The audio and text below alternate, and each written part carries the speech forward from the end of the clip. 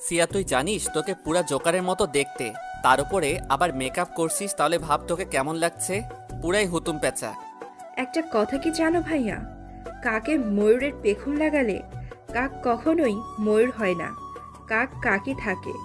সিয়া আপু, তুমি তো মেকআপ করছো, ঠিক আছে, একটু ভালো করে করতে, যাতে তোমার কালো রংটা ঢেকে যায়।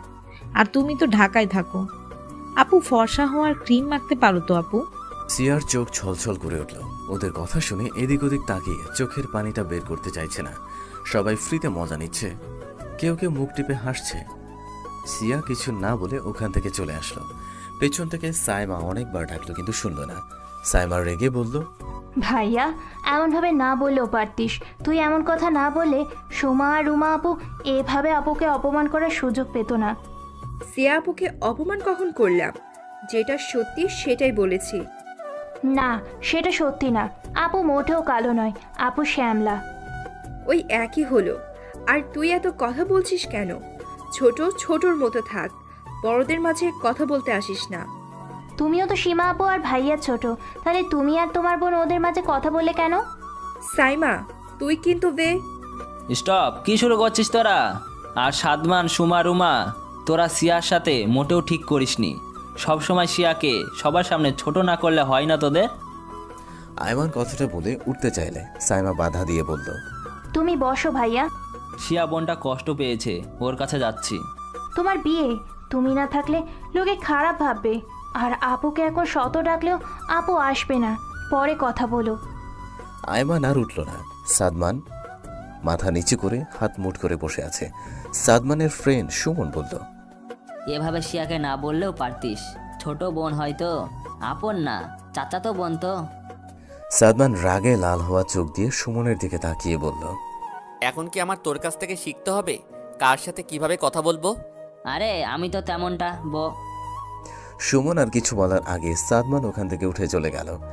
সিয়া রুমে এসে দরজা বন্ধ করে কাঁদতে কাঁদতে হাতের কাচের চুড়ি, গলার সিম্পল হার, কানের দুল খুলে ছুঁড়ে ফেলে দিয়ে ওয়াশরুমে গিয়ে মুখ ধুয়ে আয়না দিয়ে নিজের দিকে তাকিয়ে বলল, এমনটা না করলেও পারতেন।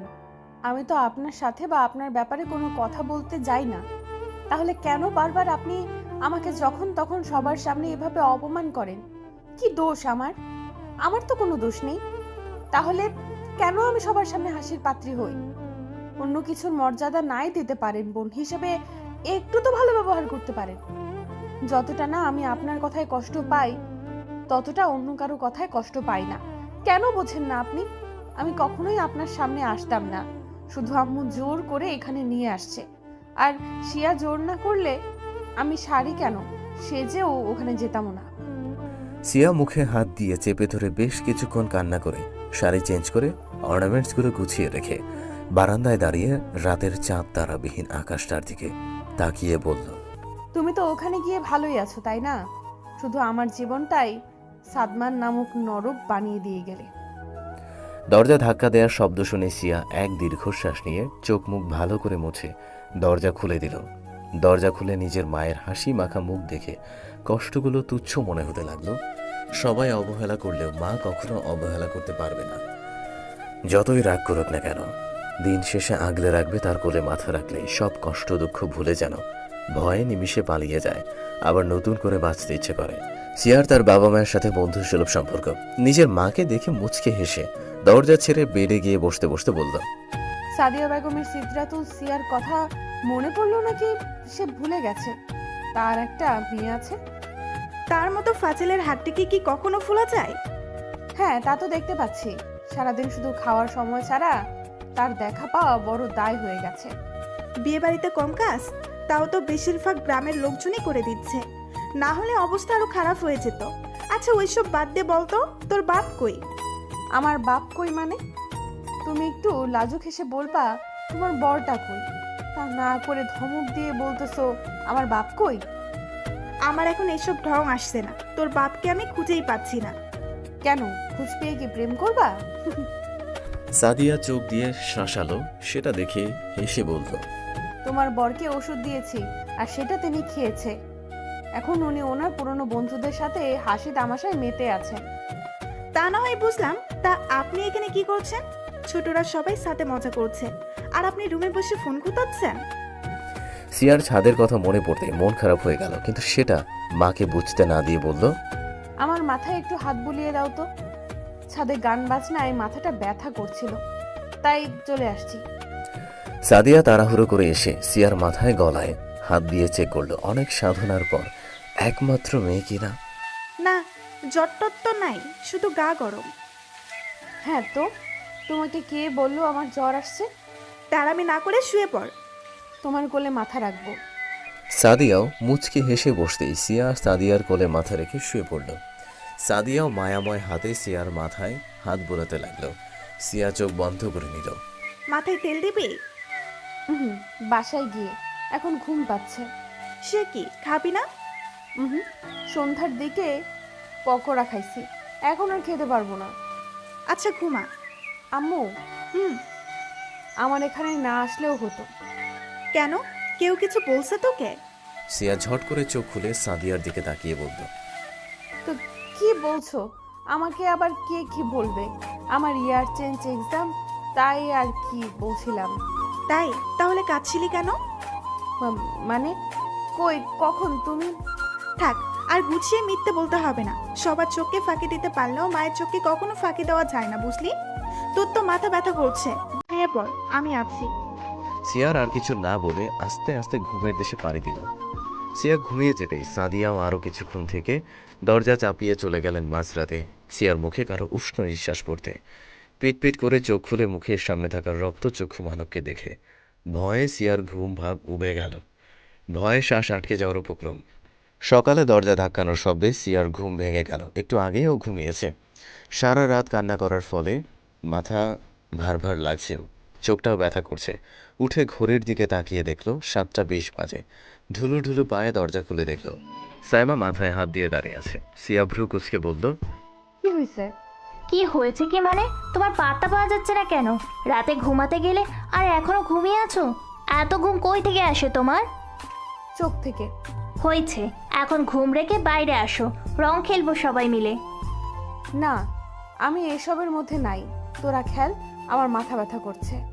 সাইমা সিয়ার দিকে তীক্ষ্ণ দৃষ্টিতে তাকিয়ে বলল, আপু, তোমার চোখগুলো লাল আর ফোলা ফোলা লাগছে কেন? তুমি কি ঘুমাওনি? বাট আমি এসে দেখে গিয়েছিলাম তুমি ঘুমাচ্ছ। আরে রাতে ওয়াশরুমে যাওয়ার জন্য উঠেছিলাম, তখন চোখে কি যেন পড়েছিল, চোখ জ্বালাও করছিল, পানি দিছি অনেক। এসব করতে করতে আর রাতে ভালো করে ঘুমাইতে পারি নাই, একটু আগেই ঘুমাইছি, আর তুই এসে ডাকলি। বেশি কষ্ট হচ্ছে আপু? আরে না, যা, তোরা মজা কর। আচ্ছা আপু, তুমি একটু ঘুমিয়ে নাও, আবার বরযাত্রী যেতে হবে তো। সিয়া কিছু বলল না, শুধু মুচকে হাসলো। সাইমা চলে যেতেই সিয়া ফ্রেশ হয়ে নিল। এখন আর ঘুম হবে না ওর। একবার ঘুম ভেঙে গেলে সহজে ঘুম আসে না ওর। ফ্রেশ হয়ে রান্নাঘরে গেল ও। বাইরে সবাই হই হুল্লোড় করছে, সেদিকে পাত্তা না দিয়ে রান্নাঘরে চলে গেল। দেখলো ওর মা চাচিরা রান্না করছে, আরও গ্রামের 3জন মেয়ে আছে। আইসেন ঘুম কুমারী। ইয়েস, সেনাপতি। সেনাপতি? হ্যাঁ, আমি যদি রাজকুমারী হই তাহলে তুমি সেনাপতি। ফাজিল মেয়ে। এইটুকুতেই ফাজিল বলছো? যতক্ষণ ও বাড়িতে থাকে ততক্ষণ আমাকে জ্বালিয়ে মারে। সিয়া, তুই তো আমার কাছে একটু যে বেরিয়ে আসতে পারিস নাকি? ভুলে যাস আমার কথা? ভুলে তো যাবি। আমি কে হই তোর? ও সেনাপতি, এমন ছ্যাঁকা মারা কথা বলো না তো। তোমার সাথে তো আমার দেখাও হয়, কথাও হয়। তাহলে? হ্যাঁ, সে তো আমি তোদের বাসায় গেলে তারপর দেখা হয়, তাছাড়া ফোনে এইটুকুতে হয় নাকি? আমার কথা তো বলেই গেছে সবাই। সিয়া রুবিনাকে গিয়ে জড়িয়ে ধরে বলল, ওরে বাবা গো, বুড়ির তো দেখি রাগ হইছে। এই, একদম বুড়ি বলবি না আমাকে। জানিস এখনো আমার পিছনে কত ছেলে পড়ে আছে?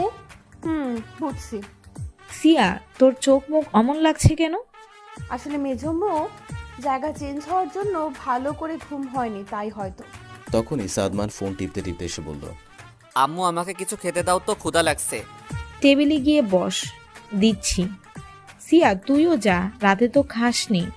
মেজম্মু, তোমাদের সাথে পরে খাবো, এখন খেতে ইচ্ছে করছে না। একটা মায়ের দিমু, যা গিয়ে বস। শরীরের অবস্থা দেখ, আর কয়দিন পর তো হাড় ছাড়া কিছুই দেখা যাবে না। সাদিয়া রাগী চোখে তাকালো সিয়ার দিকে, এক প্রকার ধমক দিয়ে সিয়াকে খাবার টেবিলে বসিয়ে দিল। সিয়া একদম সাদমানের সামনাসামনি চেয়ারে বসেছে। সিয়া একবার সাদমানের দিকে তাকালো। সাদমান সবুজ কালারের গেঞ্জি পরা, হলুদ ফর্সা গায়ে সবুজ রংটা বেশ মানিয়েছে। সাদমানের চুলগুলো এলোমেলো, হাতে কালো ঘড়ি, এক মনে ফোন টিপছে, ওর এসব দিকে খেয়াল নেই।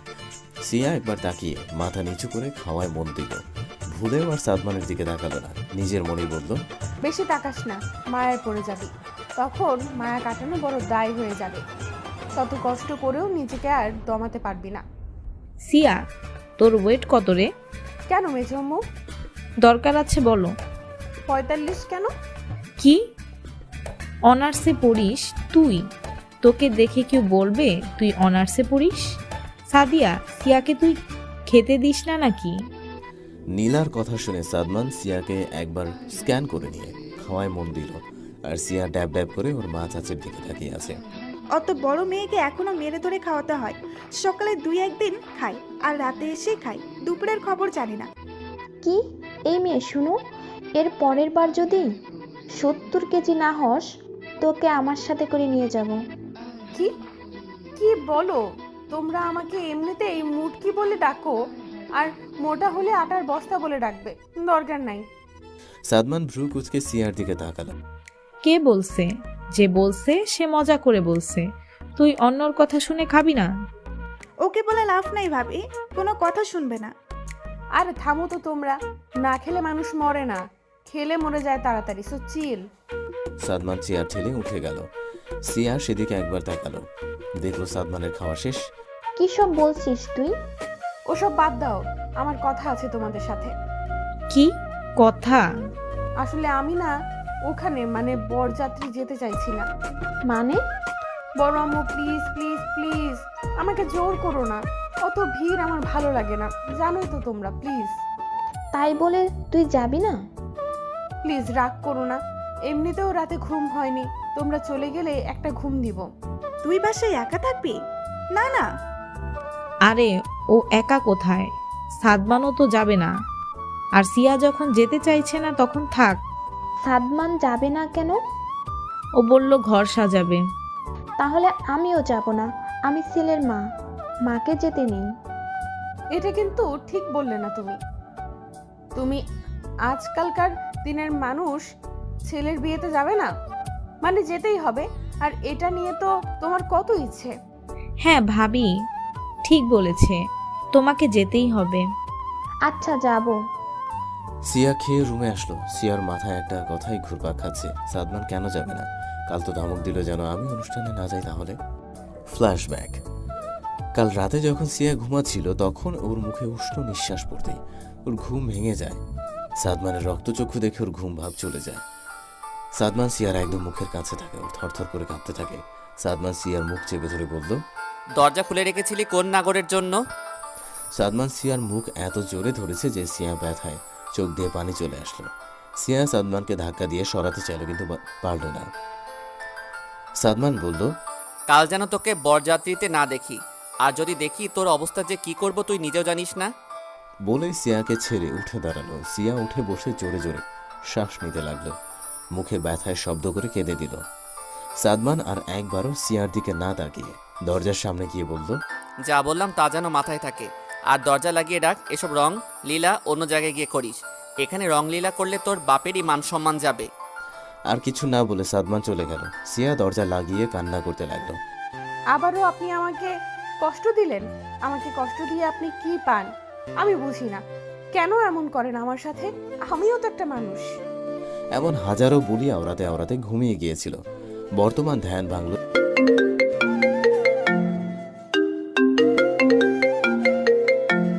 সিয়ার ফোনে কল আসলো। মিস্টার হ্যান্ডসাম লেখা জলজল করে ভাসছে ফোনের স্ক্রিনে। সেটা দেখে সিয়ার মুখে এক চিলতে হাসি ফুটে উঠল। দুপুর 4টা বাজে। সবাই বরযাত্রী যাওয়ার পর সিয়া শাওয়ার নিয়ে একটা ঘুমের ঔষধ খেয়ে নিয়ে ঘুমিয়ে গিয়েছিল। আর এখন 4টা বাজতে উঠে গেছে। দুপুরে খাবার এখনো খাওয়া হয়নি। ওর কিছুক্ষণ আলসেমি করে শুয়ে থাকে। কিছু চিন্তা করলো, তারপর উঠে ফ্রেশ হয়ে নিচে গেল। নিচে গিয়ে দেখলো কয়েকটা মেয়ে আছে, কোনো ছেলে নেই। এটা দেখে স্বস্তির নিঃশ্বাস ছাড়লো, বিশেষ করে সাদমানকে না দেখে। আর কিছু না ভেবে রান্নাঘরের দিকে গেল। দেখলো অনেক রান্নাবান্না করা আছে, আরও রান্না করছে কিছু মহিলা। সিয়াকে দেখতে পেয়ে একজন মহিলা এগিয়ে এসে বলল, কিছু লাগবো ম্যাডাম? আপনি তো দুপুরে কিছু খান নাই, খাবার দিমু? সিয়া মহিলাটার দিকে তাকিয়ে দেখলো মহিলাটা তার মায়ের বয়সী। সিয়া মিষ্টি হেসে বলল, চাচি, আমি আপনার মেয়ের মতো, তাই ম্যাডাম আপনি আজ্ঞে করতে হবে না। আমার নাম শ্রেয়া, শ্রেয়া নামে ডাকতে পারেন। আপনার দাদা কত ভালা মানুষ ছিল, আপনিও তার মতো হইছেন। এই গ্রামের জন্য কত কি করছেন উনি। কিন্তু ও দুই ম্যাডাম বলছে ম্যাডাম কইয়া ডাকতে, তাই তো ম্যাডাম কইয়া ডাকলাম, নাইলে যদি আবার রাগ করতেন। সিয়া বুঝতে পারলো না কোন দুইটা মেয়ের কথা বলছে, কিন্তু সেটা নিয়ে অত মাথা ঘামালো না। এমনিতেই মাথায় চিন্তা গিজ গিজ করছে। ওসব বাদ দিয়ে বলল, ও আমাকে নাম ধরে ডাকবেন, সমস্যা নাই। আচ্ছা, খাবার কিছু আছে? হ্যাঁ হ্যাঁ, পোলাও মাংস হয়ে গেছে, দিমু? সিয়া নাক মুখ কুচকে ফেললো। এই 4 দিন ধরে পোলাও মাংস খাচ্ছে, এক প্রকার অরুচি এসে গেছে। ওগুলো ছাড়া কিছু নাই? না, আর এখনো রান্না করতেছে বাইরে। সিয়া আর কিছু না বলে ফ্রিজে খুলে দেখলো পেয়ারা আছে কয়েকটা। পেয়ারা দেখে হাসি ফুটলো। একটা পেয়ারা ধুয়ে খেতে লাগলো। আপনি ভাত খাইবেন না? না চাচি, রাতে খেয়ে নিব, এখন ভাত খেতে ইচ্ছে করছে না। আচ্ছা, আপনি তাইলে থাকেন, আমি যাই, আমার মেলা কাম পইরা আছে। মহিলাটা বকবক করতে করতে চলে গেল। সিয়া ডাইনিং টেবিলের একটা চেয়ার টেনে বসে পড়লো। খেতে খেতে চিন্তায় মগ্ন হয়ে গেল। সাদমান, সুমন আর ওর সাথে আয়মানের একটা মামাতো ভাই আর 2টো খালাতো ভাই মিলে বরযাত্রী না গিয়ে গ্রামটা ঘুরে দেখছে আর ফুল নিয়ে আসছিল। ওরা 5 জন মিলে দুপুরের খাবারকে রেস্ট নিয়ে এখন বাসর ঘরের কাজে হাত লাগিয়েছে। সাদমানই বাসায় ছেলেদের আসতে বারণ করেছে যতক্ষণ না বাসার সবাই আসছে। এই অয়ন, এখানে তো গোলাপের প্যাকেট একটা, আমরা তো 2 প্যাকেট আনছিলাম, আর 1 প্যাকেট কই? সবগুলোই তো আনা হয়েছে, জানা মতে আর জানি না। ভুলে নিচে ফেলে আসিসনি তো আবার? সামাদ বসে না থেকে দেখে আয় তো নিচ থেকে। আমি নিচে যাচ্ছি না, যারা দেখতে পাবো তার উপরে আনতে বলবো। বলে হাঁটা লাগালো সামাদ। অয়ন বলল, শালা আইতাছে বেটা। সামাদ উপর থেকে ডাইনিং এর পাশে প্যাকেট আর সিয়াকে ডাইনিং টেবিলে বসে থাকতে দেখে বলল, এই যে এই মিস, নাম কি ভুলে গেছি। ও হ্যাঁ, এই যে মিস সিয়া। মিস সিয়া। সামাদের মুখে সিয়ার নাম শুনে সাদমানের হাত থেমে গেল। কান খাড়া করে ওদের কথা শুনতে লাগলো। সিয়া এতটাই ওর চিন্তায় মগ্ন ছিল যে ওর নাম শুনে চমকেও পড়ে তাকালো। সামাদকে দেখে ভ্রু কুচকে প্রশ্নবোধক চাহনি দিয়ে তাকালো। মিস সিয়া, ওই প্যাকেটটা একটু উপরে এনে দিন প্লিজ, আসলে একটু কাজে বিজি তো, তাই আর নিচে যাইতে পারছি না। সিয়া সামাদের দিকে থেকে চোখ সরিয়ে প্যাকেটের দিকে তাকিয়ে সেদিকে এগিয়ে গিয়ে প্যাকেট থেকে একটা গোলাপ ফুল নিয়ে বলল, আমিও বিজি আছি ভাইয়া, আপনি এসে নিয়ে যান। কথাটা বলে সিয়া বাসার বাইরে চলে গেল। সামাদ সিয়ার প্যাকেটের দিকে এগিয়ে যেতে যেতে খুশি হয়ে গিয়েছিল ভেবে সিয়াম এগুলো নিয়ে আসবে, কিন্তু সিয়া সামাদকে বোকা বানিয়ে চলে গেল। সামাদ নিচে আর কাউকে দেখতে না পেয়ে অগত্যা নিজেকে যেতে হলো। মুখ ফুলিয়ে গিয়ে নিয়ে আসলো প্যাকেটটা। সিয়ার কথা শুনে সাদমানের ভালো লাগছে না, খারাপ লাগছে। ওর মুখ দেখে কিছুই বোঝা গেল না। স্বাভাবিকভাবেই কাজ করতে লাগলো। সামাদ বলল, কি মেরে বাবা, কবি ঠিকই বলেছিল, মেয়েদের মন বোঝা নয় রে নয় সোজা। ওটা কবি বলেনি, ওটা গান মুখর। তা হঠাৎ এই কথা বললি? আরে আমি ভাবলাম। তখনকার কথা বলল সামাদ। ওর কথা শুনে সবাই হাসতে লাগলো। রিয়াদ আনমনা হয়ে, সেই জন্যই এত ভালো লাগে।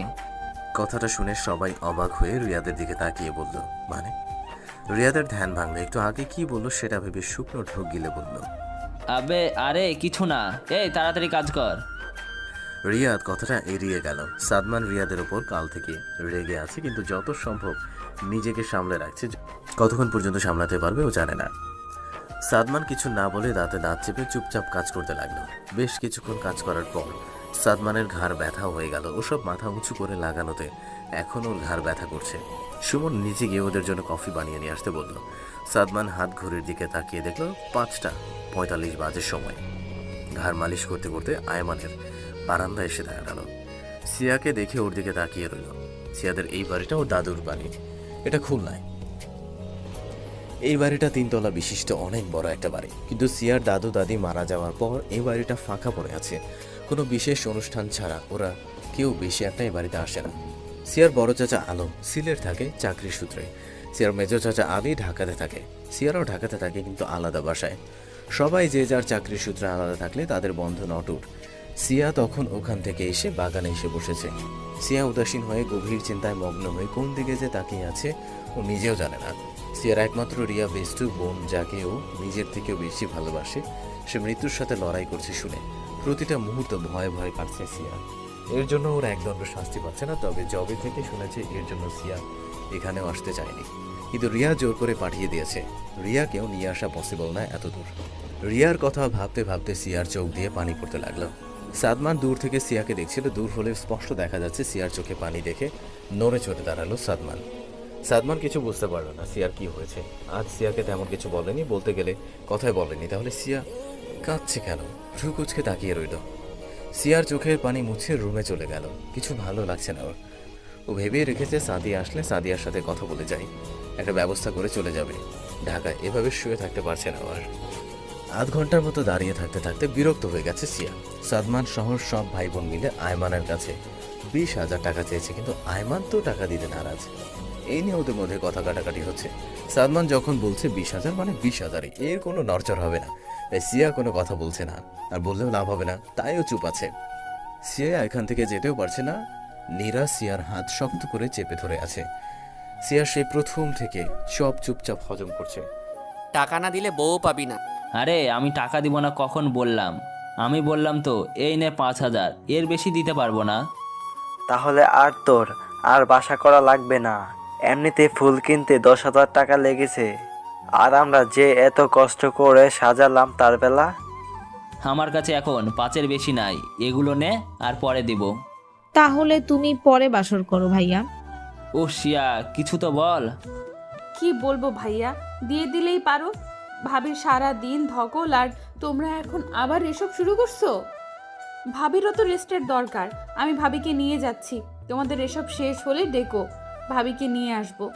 আরে দাঁড়া, নীরাকে কই নিয়ে যাচ্ছিস? দাঁড়া আমি দিচ্ছি। আমার 14,000 টাকা বের করে সাদমানের হাতে দিয়ে বলল, আর নাই, পরে দিব। তুই আবার পাল্টি গেলি শালা। ভাইয়া তুমি আবার শুরু করছো। তুমি জানো আমার হ্যান্ডসামের বাসর ঘর সাজিয়ে দিয়েছিলাম বলে ওর পুরো ক্রেডিট কার্ড আমার হাতে দিয়েছিল, আর তুমি 20,000 টাকা দিতে পারছো না? এত কিপটে কেন তুমি? আমার আগে জানা ছিল না। তোর কাছে সাহায্য চাইলাম আর তুই আমাকে বাস দিচ্ছিস? চুপচাপ টাকা দিয়ে দাও ভাইয়া, না হলে তোমার বউকে নিয়ে চলে যাচ্ছি। আয়মান সবার দিকে রাগী চোখে তাকিয়ে টাকা দিয়ে দিল। ওরাও দাঁত কেলিয়ে টাকা নিয়ে ঘরের বাইরে আসতেই আয়মান ধরাম করে দরজা বন্ধ করে দিল। আপুর জন্য টাকা পেলে তাড়াতাড়ি, না হলে আয়ন ভাইয়া যা ঘাট টেরা, এখনো 3-4 ঘন্টা লাগাতো। সিয়া আপু, তুমি কি সত্যি বললে নাকি বানানো গল্প? মিথ্যা বলে আমার কি লাভ, সত্যিটাই বলছি। কিন্তু এই হ্যান্ডসামটাকে সেটা তোমাদের না জানলেও চলবে। সিয়া আর কাউকে কিছু বলার সুযোগ না দিয়ে চলে গেল। সাদমান শহর সবাই সিয়ার যাবার দিকে তাকিয়ে রইল। রুমা রেগে ফোঁস করতে বলল, এর জন্য কথা বলতে মন চায় না। ঠিক হয়েছে, এত জেনে কি করবা? সাইমা তুই কিন্তু। রুমাকে আর না বলতে দিয়ে ধমক দিয়ে সাদমান বলল, শাট আপ, যে যার কাজে যা। ওরাও আর কিছু না বলে চলে গেল। সিয়া ওর আম্মুকে খুঁজতে খুঁজতে নীলার ঘরে গিয়ে দেখে ওর মা আর দুই চাচি কি নিয়ে আলোচনা করছে। সিয়া যেতেই ওদের আলোচনা থেমে যায়। সিয়া ওদের এখন একসাথে দেখে কিছুটা অবাক হয়ে, বিয়ে বাড়িতে কিনা ওরা গল্প করছে। সিয়া অবাক দমাতে না পেরে প্রশ্ন করেই ফেলে, তোমরা 3 জন একসাথে গল্প করছো? তা কি করব? ছেলের বাসর ঘরে গিয়ে টাকা আদায় করব? বড় আম্মু তুমিও না, আসলে তোমরা একসাথে এখানে গল্প করছো, নিচে মেহমান, তাই আর কি অবাক হলাম। মেহমান আছে, মেহমানের কাজে 3 বোন মিলে একটু গল্প করি। কতদিন একটু একসাথে হই না, এখানে এসেও কাজ আর কাজ। সিয়া, তোর কি কিছু লাগবে? না আম্মু, আমিও তোমাদের সাথে গল্প করব। কথাটা বলে রুবিনার কোলে শুয়ে পড়ল। রুবিনাও মাথায় হাত বুলিয়ে দিতে লাগলো। সিয়া আরাম পেয়ে চোখ বন্ধ করে ফেলল। শিয়া, তোর পরীক্ষা আর কতদিন বাকি? 3 মাস। তাহলে সিয়ার পরীক্ষার পর তোরা সবাই মিলে সিলেটে আমার ওইখানে যাবি, সবাই একসাথে বেরোনোও হয়ে যাবে। সিয়া রুবিনার কথা শুনে ঝট করে চোখ খুলে ফেলল। এটা ভালো বুদ্ধি। আচ্ছা আমরা বাসায় যাব কবে? কেন, এখানে ভালো লাগছে না? ভালো লাগবে না কেন, ভালো লাগছে, কিন্তু আমি শান্তি পাচ্ছি না। আমি যত তাড়াতাড়ি সম্ভব ঢাকা ব্যাক করতে চাইছি। কারণটা তোমরা জানো তাহলে? আচ্ছা যাস পারলে এখনই যা। প্লিজ বড় আম্মু রাগ করো না, রিয়ার কন্ডিশন তো তোমরা জানোই আরো খারাপের দিকে যাচ্ছে। আমি এখানে থাকতে পারছি না, ওর জন্য মন কেমন করছে। এই পাগলি মেয়ে, কাঁদছিস কেন? আচ্ছা যাস, এত টেনশন করিস না, সব ঠিক হয়ে যাবে ইনশাল্লাহ। তাই যেন হয়। বলতে বলতে সিয়ার চোখ দিয়ে পানি গড়িয়ে পড়ল। ওরা আরও কিছুক্ষণ গল্প করলো, সিয়ার মনটাও ভালো হয়ে গেল। গল্পের মাঝেই সাদমান এসে বলল, আজ কি খেতে দিবা না? না খাইয়ে রাখার প্ল্যান করছো নাকি? ওমা, সেটা কেন হবে? টেবিলে গিয়ে বস, ওখানে অনেকে আছে, বললে খেতে দিবে। আম্মু আমার দিকে সবাই কেমন ড্যাব ড্যাব করে তাকিয়ে থাকছে। সাইমা রুমে ঢুকতে ঢুকতে বলল, বুঝলে, সাদমান শাহরিয়া শাহরুখ খান তো, তাই সবাই ওর দিকে তাকিয়ে থাকে। সাদমান আর সাইমার কথা না শুনে রুবিনা, নীলা, সাদিয়া হেসে দিল, কিন্তু সিয়ার মুখটা স্বাভাবিক করে জানালা দিয়ে আকাশের দিকে তাকিয়ে আছে। আজ আকাশটা একদম পরিষ্কার, চাঁদ তারার মেলা উঠেছে, চিকন দেখতে দেখতে অনেক সুন্দর লাগছে। সিয়ার সেদিকে মুগ্ধ চোখে তাকিয়ে আছে। সাইমা, তুই কিন্তু বেশি পটর পটর করছিস আজকাল। হয়েছে, থাম, চল খেতে দিচ্ছি। রুবিনার কথা শুনে সিয়া উঠে বসলো। ওরা তিনজন হাসতে হাসতে চলে গেল। সাদমান সাইমার মাথায় গাঁটটা দিল। সায়া সাদমানের দিকে রাগে চোখে তাকিয়ে মাথা ডলতে ডলতে সিয়ার পাশে গিয়ে বসলো। সিয়া তখনও জানালা দিয়ে আকাশের দিকে তাকিয়ে আছে এক ধ্যানে। আপু, তুমি এখানে ছিলে? আমাকে ডাকতে আমিও আসতাম। আমি তো তোমাকে খুঁজতেছিলাম, তুমি যে এখানে আমি তো জানতামই না। সিয়া একটা দীর্ঘশ্বাস নিয়ে ছোট করে উত্তর দিল, ও আপু, তোমার মন খারাপ? কই না তো, কেন? সাইমা উত্তর দেওয়ার আগে সিয়ার ফোন বেজে উঠল। সিয়া ফোন হাতে নিয়ে দেখলো বেস্ট ছাগল লেখা স্ক্রিনে জল জল করছে। সিয়ার বুক ধুকপুক করছে। তাড়াতাড়ি ফোন রিসিভ করে কানে ধরে বলল, হ্যালো, সব ঠিক আছে তো? হ বোন, এত চাপ নিস না। তুই চুপ থাক। জানিস আমি কতটা টেনশনে আছি? সকাল থেকে ওর কাছে কতবার ফোন দিচ্ছি, ও ততবারই ছাড়ি মারছে। জারি মারে কি কইল? কি আবার বলবে, একই ডায়লগ। তুই বিয়ে খাইতে গিয়ে আমাকে কেন ডিস্টার্ব করছিস? মানে কি ভাই, আমার কিচ্ছু হচ্ছে না, ও ডিস্টার্ব হচ্ছে। How what? একদম হাসবি না শয়তান পোলা। ও বোঝে না আমি কতটা টেনশনে আছি ওর জন্য। টেনশন করিস না, ঠিক হয়ে যাবে। স্যার তো কাঁদতে কাঁদতে শেষ। আচ্ছা, তুই কবে আসবি? আমি আর পারছি না। তাড়াতাড়ি যাওয়ার চেষ্টা করব। তুই ওদের খেয়াল রাখিস, সাথে নিজেরও। তুইও সাবধানে থাকিস। রাখছি, বাই। ফোন কেটে পাশে দেখলো সাইমা নেই। উঠে যেতে নিলেই কারোর সাথে ধাক্কা খেয়ে পেছনে গেল সিয়া। নিজেকে সামলে সামনের দিকে তাকিয়ে সাদমানকে দেখতে পেয়ে শুকনো ঢোক গিলে বলল, আপনি এখানে কেন, অন্য কেউ আসার কথা ছিল নাকি? সিয়া কিছুক্ষণ সাদমানের দিকে শান্ত চোখে তাকিয়ে ধীর পায়ে বেরিয়ে গেল। সাদমানও আর আটকায়নি। সিয়া ওই বাড়িতে যতক্ষণ ছিল ততক্ষণ বেশিরভাগ সময়ই মা চাচিদের সাথে ছিল, আর যতটুকু সময় একা ছিল ঘরের দরজা বন্ধ করেছিল। সাদমানের সাথে দেখা হলেও যত সম্ভব এড়িয়ে গিয়েছে সিয়া। রিয়াদ সিয়ার সাথে কথা বলতে চাইলেও সিয়া কথা বলেনি। এক প্রকার সবাইকে ইগনোর করেছে সিয়া সাদমানকে, যেন তাকে আর অপমান করতে না পারে সেজন্য যত সম্ভব দূরে থেকেছে। আয়মান না অনুষ্ঠান শেষে দুদিন আগেই বউ নিয়ে চলে গিয়েছে। সাদমান আর সিয়াদেরও যেতে বলেছিল, কিন্তু ওরা যাবে না বলে দিয়েছে। বাসার আত্মীয় স্বজনরা সবাই বলে চলে গেলে সাদমান আর সিয়ারও বাসায় যাওয়ার জন্য রওনা দিল। গোধূলির আলো ধীরে ধীরে হারিয়ে গিয়ে চারদিকে অন্ধকার নেমে এসেছে। সাদমান, সিয়া, সাইমা এই সাথে আর বড়রা একসাথে এক গাড়িতে করে খুলনা টু ঢাকা যাচ্ছে। সিয়ার সাদমানের সাথে যাওয়ার বিন্দু মাত্র ইচ্ছা ছিল না, কিন্তু মুখ ফুটে কিছু বলতে পারেনি। কি বা বলবে? সাদমানরা বিকালেই বেরিয়েছে বাসার উদ্দেশ্যে। সকালে বেরোতে চাইলে সাদমান সাফ না জানিয়ে বলে, রাতে জার্নি করতে বেশি ভালো লাগে, রাতেই যাব আমি। তোমাদের বেশি তাড়া থাকলে তোমরা এখন যাও। ওরাও আর কিছু বলেনি। সাদমান যে তেরা কাজ হবে না তা ওরা ভালো করেই জানে, আর কথা বাড়ায়নি। এখন রাত 11টা বাজে। ওরা হোটেল থেকে খাবার প্যাক করে নিয়েছে। গাড়িতে সাইমা বকবক করলেও সিয়া হু হ্যাঁ না ছাড়া বেশি কিছু বলেনি। একটু খেতে সিয়া ঘুমিয়েছিল, কিন্তু হঠাৎ ফোন বেজে উঠতেই সিয়ার ঘুম ভেঙে যায়। সিয়া চোখ বন্ধ করে হাতরে ফোন বের করে ওভাবেই ফোন রিসিভ করে সিয়ার নাম না দেখলেও সাদমান ঠিকই খেয়াল করেছে। ফোন স্ক্রিনে মিস্টার হ্যান্ডসাম নাম দেখে সিয়ার দিকে আর চোখে তাকায় সাদমান। সিয়া কানে দিতেই ঘুম কর্পূরের মতো উড়ে যায়। ব্যস্ত গলায় বলল, কি হয়েছে হ্যান্ডসাম? তুমি কাঁদছো কেন? বলো না কি হয়েছে। আমি বিয়ে করব না। কি এসব কি বলছো? কিছুই তো বুঝতেছি না। তুমি বিয়ে মানে ক্লিয়ার করে বলো। শুন, তোর বোন আবার আমাকে বিয়ে দিবে বলছে। আমি কিন্তু খুন করে দিব। এসব আবল তাবল বললে অলরেডি মেয়ে দেখা শুরু করে দিয়েছে। মানেটা কি? তোমাকে আবার বিয়ে দিবে কেন? তোমার তো বিয়ে হয়ে গেছে হ্যান্ডসাম। সেটা তোর বোনের কাছে গিয়ে শোন, তার মাথার ভূত চাপছে, আমাকে বিয়ে দিবেন তিনি। আমার বোন করছো কেন? হ্যাঁ, আমার বোন তোমার কি সেটা বলে রাখো। আর ওর কথা শুনে তুমি কাঁদছো? আর ইউ ম্যাড ভাইয়া? তো আর কি করতাম, ধমক দিয়েও কাজ হচ্ছে না। পারলে মনে হয় ও এখনই আমাকে আবার বিয়ে দিয়ে দিত।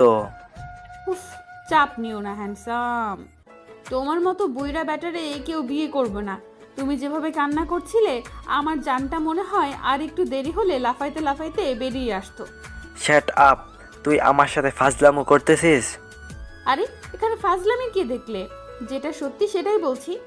তোমার বউয়ের কথা ধরো না, ওর কন্ডিশন তো জানোই। ওর মাথায় এসবই ঘুরে, কিন্তু এসব করতে পারবে না, বুঝলে? তাই এসব বাদ দিয়ে ওর কাছে যাও। ভাই আমি কালই আসছি, একটুও নড়বো না আমার জানের কাছ থেকে, দেখে নিও। আচ্ছা তুই তাড়াতাড়ি আয় তো, এসে রিয়াকে বোঝা আমি আর পারছি না। গাড়িতে উঠছিস? হ্যাঁ, তোমরা খাইছো? হ্যাঁ, ওর খুব কষ্ট হচ্ছে রে, ওর কষ্ট আমি আর দেখতে পারছি না। আর কয়েকটা দিন ভাইয়া, ইনশাল্লাহ ও সুস্থ হয়ে যাবে, আর আমার শ্যাম্প আসবে। আমিন, সেটাই যেন হয়। আচ্ছা রাখি, সাবধানে থাকিস। আচ্ছা। ফোন কেটে বাইরের দিকে তাকিয়ে একটা দীর্ঘশ্বাস নিল। বুকটা ফাঁকা ফাঁকা লাগছে সিয়ার। সবাইকে সান্ত্বনা দিচ্ছে ঠিক হয়ে যাবে, কিন্তু আদৌ কি রিয়া আগের মতো সুস্থ হয়ে যাবে, নাকি সবাইকে ছেড়ে হারিয়ে যাবে কোনো অজানা দেশে, যে দেশ থেকে কখনো চাইলেও ফেরা যায় না, যাকে সবাই বলে না ফেরার দেশ। সাদমান আর সিয়ার কথাগুলো মন দিয়ে শুনছিল, কিন্তু ওরা দুজন কিছুই বলতো না। কিন্তু সাদমান কোনো প্রশ্ন করল না, চুপচাপ গাড়ি চালানোয় মন দিল। সাইয়া কৌতূহল দমাতে না পেরে প্রশ্ন করল, আপু, রিয়া আপু তো তোমার বেস্ট ফ্রেন্ড, তাই না? সিয়া বাইরের দিকে তাকিয়ে ছোট করে উত্তর দিয়ে বলল, তাহলে রিয়া আপুর কি হয়েছে? উনি কি অসুস্থ? কি হয়েছে ওনার? সিয়া আবারও দীর্ঘশ্বাস নিয়ে বলল, রিয়া প্রেগনেন্ট, বাট বেবির পজিশন ঠিক নাই। ডক্টর বলছে সিজারের সময় কন্ডিশন খারাপ হলে যে কোনো একজনকে ওরা বাঁচাতে পারবে। হ্যান্ডসাম রিয়ার অ্যাবর্শন করতে চাইছিল, কিন্তু রিয়া করতে দেয়নি। হ্যান্ডসাম রিয়াকে খুব ভালোবাসে, তাই হারাতে চায় না। খুব কাঁদে ভাইয়া অনাথ, ভাইয়ার বাবা মা কেউ নেই। আমাকে নিজেও বোনের মতো দেখে, আর খুব ভালো ভাইয়া। সাদমান আর সাইমার সবটা শুনে ওদের মনটা খারাপ হয়ে গেল। ও, তুমি রিয়া আপুকে খুব ভালোবাসো, তাই না? আম্মুর পরে ওই আমাকে বোঝে। কথাগুলো যে কিভাবে বুঝে যায় ওই ভালো জানে। ছোট আম্মুর কাছে তোমাদের অনেক গল্প শুনেছি। রিয়া আপুর বিয়েটা কি ওনার বাসা থেকে এখনো মেনে নেয়নি? না, মেনে নেবে না বলছে আঙ্কেল, কিন্তু মাঝে মাঝে আন্টি লুকিয়ে দেখা করতে আসে। আঙ্কেলও তো মাঝে মাঝে লুকিয়ে দূর থেকে দেখে যায়, কিন্তু ওই ইগোর জন্য কাছে আসতে পারে না। যতই যাই হোক, মেয়ে তো। হ্যাঁ, বাবা মা বেশিক্ষণ রাগ করে থাকতে পারে না। আচ্ছা, রিয়া আপুর হাজবেন্ড কি করে? জব করে। ও। ওরা কোনো কথা বললো না, আর রাতের মধ্যেই বাসায় চলে আসলো। ওরা সাদমানদের বাসায় আজ রাত থেকে কাল বাসায় যাবে বলে ঠিক হলো। সিয়া সাইমার রুমে ঘুমিয়ে গেল। আজ একটু সাদমানের সাথে কথা হয়নি, সাদমানও সিয়ার পেছনে লাগেনি। সিয়া ঘুম থেকে উঠে ফোন হাতে নিয়ে দেখলো 10:20 বাজে। পাশে তাকিয়ে দেখলো সাইমা এখনো বেঘরে ঘুমোচ্ছে। উঠে ফ্রেশ হয়ে রান্নাঘরে এসে দেখলো নীলা আর সাদিয়া রান্না করছে। তা দেখে ওর ভ্রু কুচকে গেল। বিরক্ত নিয়ে বলতো, তোমাদের কি রান্নাঘর ছাড়া আর কোথাও জায়গা নাই? সারাদিন রান্নাঘরে, কাল জার্নি করলে আজ ঘুমাবা, তা না উঠেই রান্নাঘরে আসছেন ওনারা। বয়স হয়েছে, অত ঘুম হয় না বুঝলি, আর কাল তো গাড়িতেও ঘুমাইছি, তাতেই হয়ে যাবে। হ্যাঁ, তোমাদের তো খুব বয়স হয়েছে, দাঁত পড়ে গেছে, তাই না? চুপ কর, বেশি বকে। খেতে বস, খাবার দিচ্ছি। আব্বু বড় আব্বু কই, এখনো ঘুমাচ্ছে নাকি? তারা এখন অফিসে চলে গেছে। সে কি, আজকের দিনটা রেস্ট নিয়ে কাল থেকে অফিস করতো? ওনারাই ভালো জানেন। সিয়া, তুই কি আজ রিয়ার কাছে যাবি? হ্যাঁ আম্মু, তুমি বাসায় চলে যাও, আমি এখান থেকে সোজা রিয়ার ওখানে যাব। ওদের কথার মাঝে সাদমান এলো। সিয়া সাদমানকে দেখে এক দফা ক্রাশ খেল। সাদমানের এলোমেলো চুল, ঘুমে মুখ ফোলা, হোয়াইট কালারের গেঞ্জি আর ব্ল্যাক ট্রাউজার। সাদমান ফোন টিপতে টিপতে চেয়ার টেনে বসলো। হিয়া সাদমানের দিকে মুগ্ধ চোখে তাকিয়ে আছে। সাদমান তাকাতেই সিয়া চোখ সরিয়ে নিল। আম্মু খেতে দাও, একটা কাজ আছে, যেতে হবে। তোর আবার এখন কি কাজ? কাল থেকে অফিস যাস, আজ আর যেতে হবে না। অফিসে যাব না, একটা ফ্রেন্ডের সাথে দেখা করতে হবে। নীলা ওদের দুজনের খাবার দিল। সাদমান সিয়ার দিকে দু একবার তাকালেও সিয়া আর একবার সাদমানের দিকে তাকায়নি, নিঃশব্দে খেয়ে উঠে এসেছে। সাদমান গাড়ি চালাচ্ছে আর সিয়া গাড়িতে বসে জানালা দিয়ে বাইরের দিকে তাকিয়ে আছে। কেউ কোনো কথা বলছে না, দুজনেই চুপচাপ। সিয়া যখন বাসা থেকে বের হচ্ছিল, সাদমানও তখনই বের হচ্ছিল। তখন নীলা সাদমানকে বলল সিয়াকে পৌঁছে দিয়ে যেন সাদমান ওর কাজে যায়। সিয়া অনেক বলছিল একা যেতে পারবে, কিন্তু ওর কথা কেউ শোনেনি। জোর করে পাঠিয়ে দিয়েছে সাদমান। নাও বলেনি, হ্যাঁও বলেনি, শুধু বলেছে গাড়িতে গিয়ে বস। সিয়াও আর কিছু বলেনি। সিয়া ইমনের কাছে ফোন দিল। হ্যালো, তুই কই? শ্বশুরবাড়ি কেন? মানে তুই ছায়াদের বাসায়? দূর, ছায়া বলল আমাকে কলেজে আসতে। এসে ওর কাছে ফোন দিছি, কই তুই? ও বলে আমি বিয়ার কাছে, তুই আয়। কেমনটা লাগে? এখন বসে আছি কলেজে। বসে না থেকে তো যেতে পারিস। এবার যাব। খাওয়া শেষ? মানে কি খাইছিস? আমারে না দিয়ে খাইলি? সিগারেট খাবি? আই এখনো আছে, দিবানি? ওয়াক, ছি, বেয়াদ্দব ছ্যামরা। ওয়েট কর, তোর বউরে বলতেছে। যা যা, ভয় পাই নাকি আমি? হ্যাঁ। ও মাই আল্লাহ, তাই নাকি? গুড, তুই দাঁড়া, আমি পাশেই আছি, একসাথে যাব। ওকে। ফোন কেটে সিয়া সাদমানের দিকে তাকিয়ে বলল, ভাইয়া কলেজের সাথে গাড়ি থামান, ওখান থেকে চলে যাব। সাদমান গম্ভীর কণ্ঠে বলল। পরে আবার আমার ঘাড়ে দোষ দিবি যে আমি তোকে পৌঁছে দেই নাই। সিয়া ভ্রু কুচকে বলল, আপনাকে এসব কে বললো? আমি জানি, কারোর কাছে শোনা লাগে না। যেটা ভাবেন আপনি তো আবার সব জানতা। এটাও জানি কলেজ ফাঁকি দিয়ে ছেলেদের সাথে ফাইজলামি করিস। আমি জানি না, আপনি জানেন। বাহ বাহ, তাহলে আব্বু আম্মুর সাথে বলে দিয়েন আমি একজনকে বহুত ভালোবাসি, তারে বিয়া করবো। আমি লজ্জায় বলতে পারছি না, আপনি একটু কষ্ট করে বলে দিন ভাই। সাথে সাথে সাদমান ব্রেক করলে সিয়া সাদমানের দিকে ঝুঁকে গেল কিছুটা। সাদমানের দিকে তাকিয়ে দেখলো সাদমান রক্তচক্ষু নিয়ে তাকিয়ে আছে সামনের দিকে। তাকাতেই দেখলো এটা ওর কলেজের সামনে। সিয়া একটা মেকি হাসি দিয়ে বলল, আমাকে কষ্ট করে এতদূর নিয়ে আসার জন্য ধন্যবাদ। বলে তাড়াহুড়ো করে নেমে গেল সিয়া, আর একবারও পেছন না এক ছুটে কলেজের ভেতরে চলে গেল। সাদমান সিয়ার যাওয়ার দিকে তাকিয়ে একটা দীর্ঘশ্বাস নিয়ে চলে গেল। সিয়া কলেজে এসে ইমনকে খুঁজে পেছন দিক দিয়ে দুমদুম করে দুটা কিল বসিয়ে দিল। ইমন পিঠ ডলতে ডলতে পেছনে ফিরে সিয়াকে দেখে রাগী চোখে তাকিয়ে বলল, জীবনে মানুষ করতে পারলাম না, অমানুষই রয়ে গেল। নিচে তো খুব সাধু পুরুষ। হ্যাঁ, এতদিন পর আসলি, কই জিজ্ঞেস করবি কেমন আছিস, দিনকাল কেমন যাচ্ছে, তা না এসে মারলো কুত্তা একটা, তুলে যা। সিয়া মুখ ভেঙচি কেটে বলল, তুই যা, আমার তো খায়া দেওয়া কাম নাই, তোর সাথে মধুরী আলাপ করব। থাক, হয়েছে, চল, ওরা ওয়েট করতেছে তোর জন্য। আমারে তো কেউ ভালোবাসিস না। ওরে নটাঙ্কি বাজ, চল। সিয়া আর ইমন এতদিনের বকবক সব একসাথে করতে করতে রিয়ার বাসায় পৌঁছে গেল। সিয়া ছুটে গিয়ে রিয়াকে জড়িয়ে ধরে বলল, উফ, এবার শান্তি শান্তি লাগছে।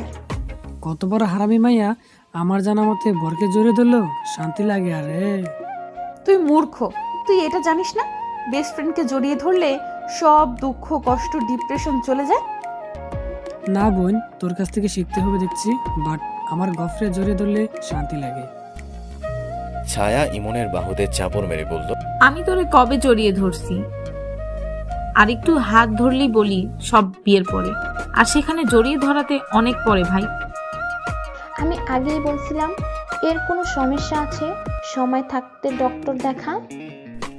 রিয়ার কথা শুনে সবাই হেসে দিল। ইমন রেগে বলল, এই একদম উল্টাপাল্টা কথা বলবি না কিন্তু। আর তুই আমার গপ, সেটা তোকে কে বললো? আমি কখনো বলছি তুই আমার গপ? সো এইসব আশা বাদ দে। ছায়ার চোখ ছলছল করে উঠল। তুই সত্যি আমাকে ভালোবাসিস না? তোর গফ আছে? কই, আগে তো বলিসনি। আরে আগে বলি নাই, টাইম পাই নাই, আর তোরে ভালো লাগছিল না। তুই পুরনো হয়ে গেছিস, তাই আর কি নতুন একটা পটালাম। আজকালকার যুগে কি একটা দিয়ে হয় বল? ছায়া খেপে গিয়ে বল, তাই না? আমি পুরান হয়ে গেছি। বলে এদিক ওদিক কিছু খুঁজতে লাগলো। একটা ঝাড়ু পেয়ে সেটা নিতে দেখে ইমনের চোখ বেরিয়ে আসার উপক্রম। ছায়াকে ঝাড়ু হাতে নিয়ে ওর দিকে আসতে দেখে ইমন ফো দৌড় দিল। সিয়া আর রিয়া ওদের কাজ দেখে এতক্ষণ মিটমিটিয়ে হাসছিল। ঝাড়ু হাতে নিয়ে দৌড়াতে দেখে ওরা দুজন এবার শব্দ করে হেসে দিল। হ্যান্ডসাম কই? অফিসে গেছে। তুই খাইছিস? হ্যাঁ তুই? হ্যাঁ। তুই নাকি শুনলাম ভাইয়াকে বিয়ে দিবি, তা মেয়ে খুঁজে পাইছিস? রিয়া মলিন হেসে বলল, পেয়ে যাব।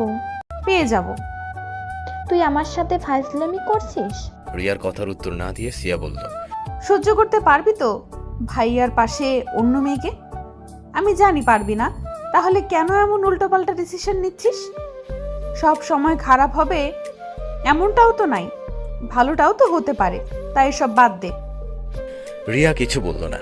সিয়া সারাদিন রিয়ার ওখানে থেকে সন্ধ্যার দিকে বাসায় আসলো। সময় কারোর জন্য থেমে থাকে না, সময় চলছে সময়ের মতো।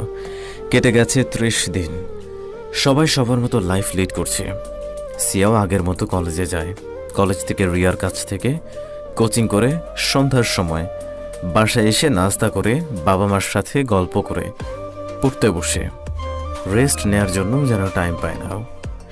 কিন্তু দিন শেষে প্রিয় হয়েও অপ্রিয় মানুষটার কথা মনে পড়ে। মনের কোণে অভিমানের পাহাড় জমে ভাবতেই চায় না প্রিয় হয়েও অপ্রিয় মানুষটার কথা। তাও যেন মনের গহীন কোণে তার কথাগুলো ঘুরঘুর করতে থাকে বারংবার। কি করছে সে? কেমন আছে? ঠিকমতো খাচ্ছে তো? সে কি আমার কথা ভাবে? আমি তার কি হই তার কি মনে আছে, নাকি সে ভুলে গেছে তার সাথে জড়িয়ে থাকা আমি নামক মানুষটাকে? এমন হাজারো কথা নিজ মনে আওড়ে থাকে সিয়ার, কিন্তু আফসোস কেউ শুনতে পায় না তার কথা। সাদমান অফিস বাড়ি করে মাঝে মাঝে সময় পেলে বন্ধুরা সবাই মিলে দেখা করে, আড্ডা দেয়। দিন শেষে অভিমানী মেয়েটার কথা মনে পড়ে দীর্ঘশ্বাস নিয়ে মুচকি হাসে। অভিমানী মায়াপুরীটাকে মিস করে খুব। মায়াপুরীটাকে দূর থেকে দেখে আসে ঠিকই, কিন্তু তার মায়াপুরী জানে না দুই প্রান্তে দুই মানবী দুজন দুজনের কথা ভাবে ঠিকই, কিন্তু ইগো অভিমানের কারণে কেউই কথা বলতে পারে না। পবিত্র সম্পর্ক আর ভালোবাসাগুলো যদি সত্যি হয় তাহলে সে যতই দূরে থাকুক না কেন, দূরে থেকেও তাকে ভালোবাসা যায়, মিস করা যায়। রাত 1:15 বাজে। সে স্টাডি টেবিলে পড়তে পড়তে ঘুমিয়ে গিয়ে কখন ও নিজেও জানে না। ফোন বাজার শব্দে ঘুম ভেঙে যায়। বিরক্তি নিয়ে হাতরে ফোন নিয়ে কানে ধরতেই হাত পা থরথর করে কাঁপতে লাগলো সিয়ার। তার গলা শুকিয়ে যাচ্ছে, ঢোক গিলার শক্তিটুকু পাচ্ছে না। কি করবে বা কি বলবে ভেবে পাচ্ছে না। তাহলে কি এবার সে খারাপ থেকে খারাপ সময়টা চলে আসছে? তাহলে কি এবার ওর প্রিয় কাছের মানুষটাকেও ও হারিয়ে ফেলবে? মনের আশাগুলোর কি হবে? 2 দিন পর শুক্রবার বিকেলে সাদিয়া রান্নাঘরে রান্না করছিল, রাতে হসপিটালের খাবার নিয়ে যাবে তাই। তখন সাদমান সাইমা নীলাকে দেখে অবাক হয়ে যায়। আরে তোমরা এখন বসো বসো, আগে বলো নই তো আসবা। সারপ্রাইজ দিলাম, কেমন লাগলো বলো? খুশি হওনি? পাগলি মেয়ে, খুব খুশি হয়েছি। আরে দাঁড়িয়ে আছিস কেন? বস, আজ কিন্তু থাকতে হবে। এত ব্যস্ত হওয়ার কোন কারণ নাই, আমরা আছি, তুই বস। হ্যাঁ কিরে সাদমান, বস। হ্যাঁ ছোট আম্মু, কেমন আছো? আলহামদুলিল্লাহ ভালো আছি, তুই কেমন আছিস? হ্যাঁ আমিও ভালো আছি। আচ্ছা বল, তোরা কি খাবি? আরে বস তো, ওসব পরে হবে। ভাই সিয়া ওরা কই? তোমার ভাই সিয়াকে হসপিটালে দিয়ে এসে বাইরে চায়ের দোকানে আড্ডা দিতে গেছে। তিনি কি আর বসে থাকা লোক? সিয়া হসপিটালের কেন? উফ, তোমাদের তো বলতেই মনে নাই রিয়ার বাচ্চা হয়েছে। এত তাড়াহুড়ার মধ্যে বলা হয়ে ওঠেনি। ওমা তাই নাকি? রিয়া আর ওর বাচ্চা কেমন আছে? সুস্থ তো? হ্যাঁ আলহামদুলিল্লাহ ভালো আছে আল্লাহর দোয়ায়। যাক, আল্লাহ যা করে ভালোর জন্যই করে। তা ছেলে হয়েছে না মেয়ে? ছেলে হয়েছে। সেই জন্য আপু ফোনে পাই না, এই 2 দিন অফ। হ্যাঁ রে, কি আর বলবো, শোন তাহলে। ফ্ল্যাশব্যাক। সিনা বোন, তাড়াতাড়ি এই হসপিটাল আয় বোন। আমার জানটার কষ্ট হচ্ছে রে, খুব কষ্ট পাচ্ছে। আমি কি করব ভেবে পাচ্ছি না, তুই আয় প্লিজ। এইটুকু বলে রাব্বি ফোন কেটে দেয়। সিয়া রিয়ার অবস্থা বুঝতে পেরে হাউমাউ করে কেঁদে ওঠে। সিয়ার কান্নার আওয়াজ পেয়ে সিয়ার বাবা মা দুজন ছুটে আসে। কি হয়েছে মা আমার? কাঁদছিস কেন? বল আব্বুকে কি হয়েছে? সিয়া কাঁদতে কাঁদতে বলল, আব্বু রিয়া হসপিটালে, ওর অবস্থা খারাপ। আমি সে কি? চল যাব, রিয়াও তো আমার একটা মেয়ে, ওর এই অবস্থায় আমাদের ওর সাথে থাকা উচিত, চল। সেই রাতেই ওরা হসপিটালে যায়। রাব্বির অবস্থা পাগলের মতো হয়ে গেছে। কয়েক ঘন্টায় ইমন আর ছায়াও এসেছে। ততক্ষণে রিয়ার বাসার থেকে রিয়ার বাবা মা এসেছে। রাব্বি পাগলের মতো কাঁদছে রিয়ার জন্য, বারবার আল্লাহ আল্লাহ করছে আর বলছে, দয়া করো আল্লাহ, আমার রিয়া জানকে আমার কাছে ফিরিয়ে দাও। ও ছাড়া আমার কেউ নেই, সবাইকে তো আমার কাছ থেকে কেড়ে নিয়েছো। আমার রিয়াকে তুমি নিও না, দয়া করো। আমি যে ওকে খুব ভালোবাসি, ওকে ছাড়া আমি থাকতে পারবো না। আমার সাথে এমন করো না প্লিজ। রিয়াকে আমার কাছে ফিরিয়ে দাও, দয়া করো, আমার উপর দয়া করো। হসপিটালে সকলের চোখেই পানি। রিয়ার বাবা রাব্বির পাগলামি দেখে রাব্বিকে জড়িয়ে ধরে বলল, কাঁদিস না বাবা, আমার মেয়ের কিছু হবে না, দেখিস। 2 ঘন্টা পর ডক্টর বের হলে, ডক্টর, আমার রিয়া কেমন আছে? আপনার বেবি সুস্থ আছে, বাট আপনার ওয়াইফের কেয়ার না ফিরলে কিছু বলতে পারছি না। ডক্টরের কথা শুনে রাব্বি রেগে ডক্টরের কলার চেপে ধরে বলল, আমার রিয়ার যদি কিছু হয় তাহলে খুন করে। ইমন রাব্বিকে ছাড়িয়ে নিয়ে বলল, সরি ডক্টর, আসলে ওনার কন্ডিশনও ভালো না। ইটস ওকে, আমি বুঝতে পারছি ওনার ব্যাপারটা। বলে ডক্টর চলে গেল। নার্স বাবুকে আনলে রাব্বি বাবুকে জড়িয়ে ধরে কেঁদে মুখে অজস্র চুমু এঁকে দেয়। তার থেকে 5 ঘন্টা পর রিয়ার জ্ঞান ফেরে। তখন সবার মুখে হাসি ফুটল। এতক্ষণ যেন সবাই নিঃশ্বাসটাও মেপে মেপে নিচ্ছিল।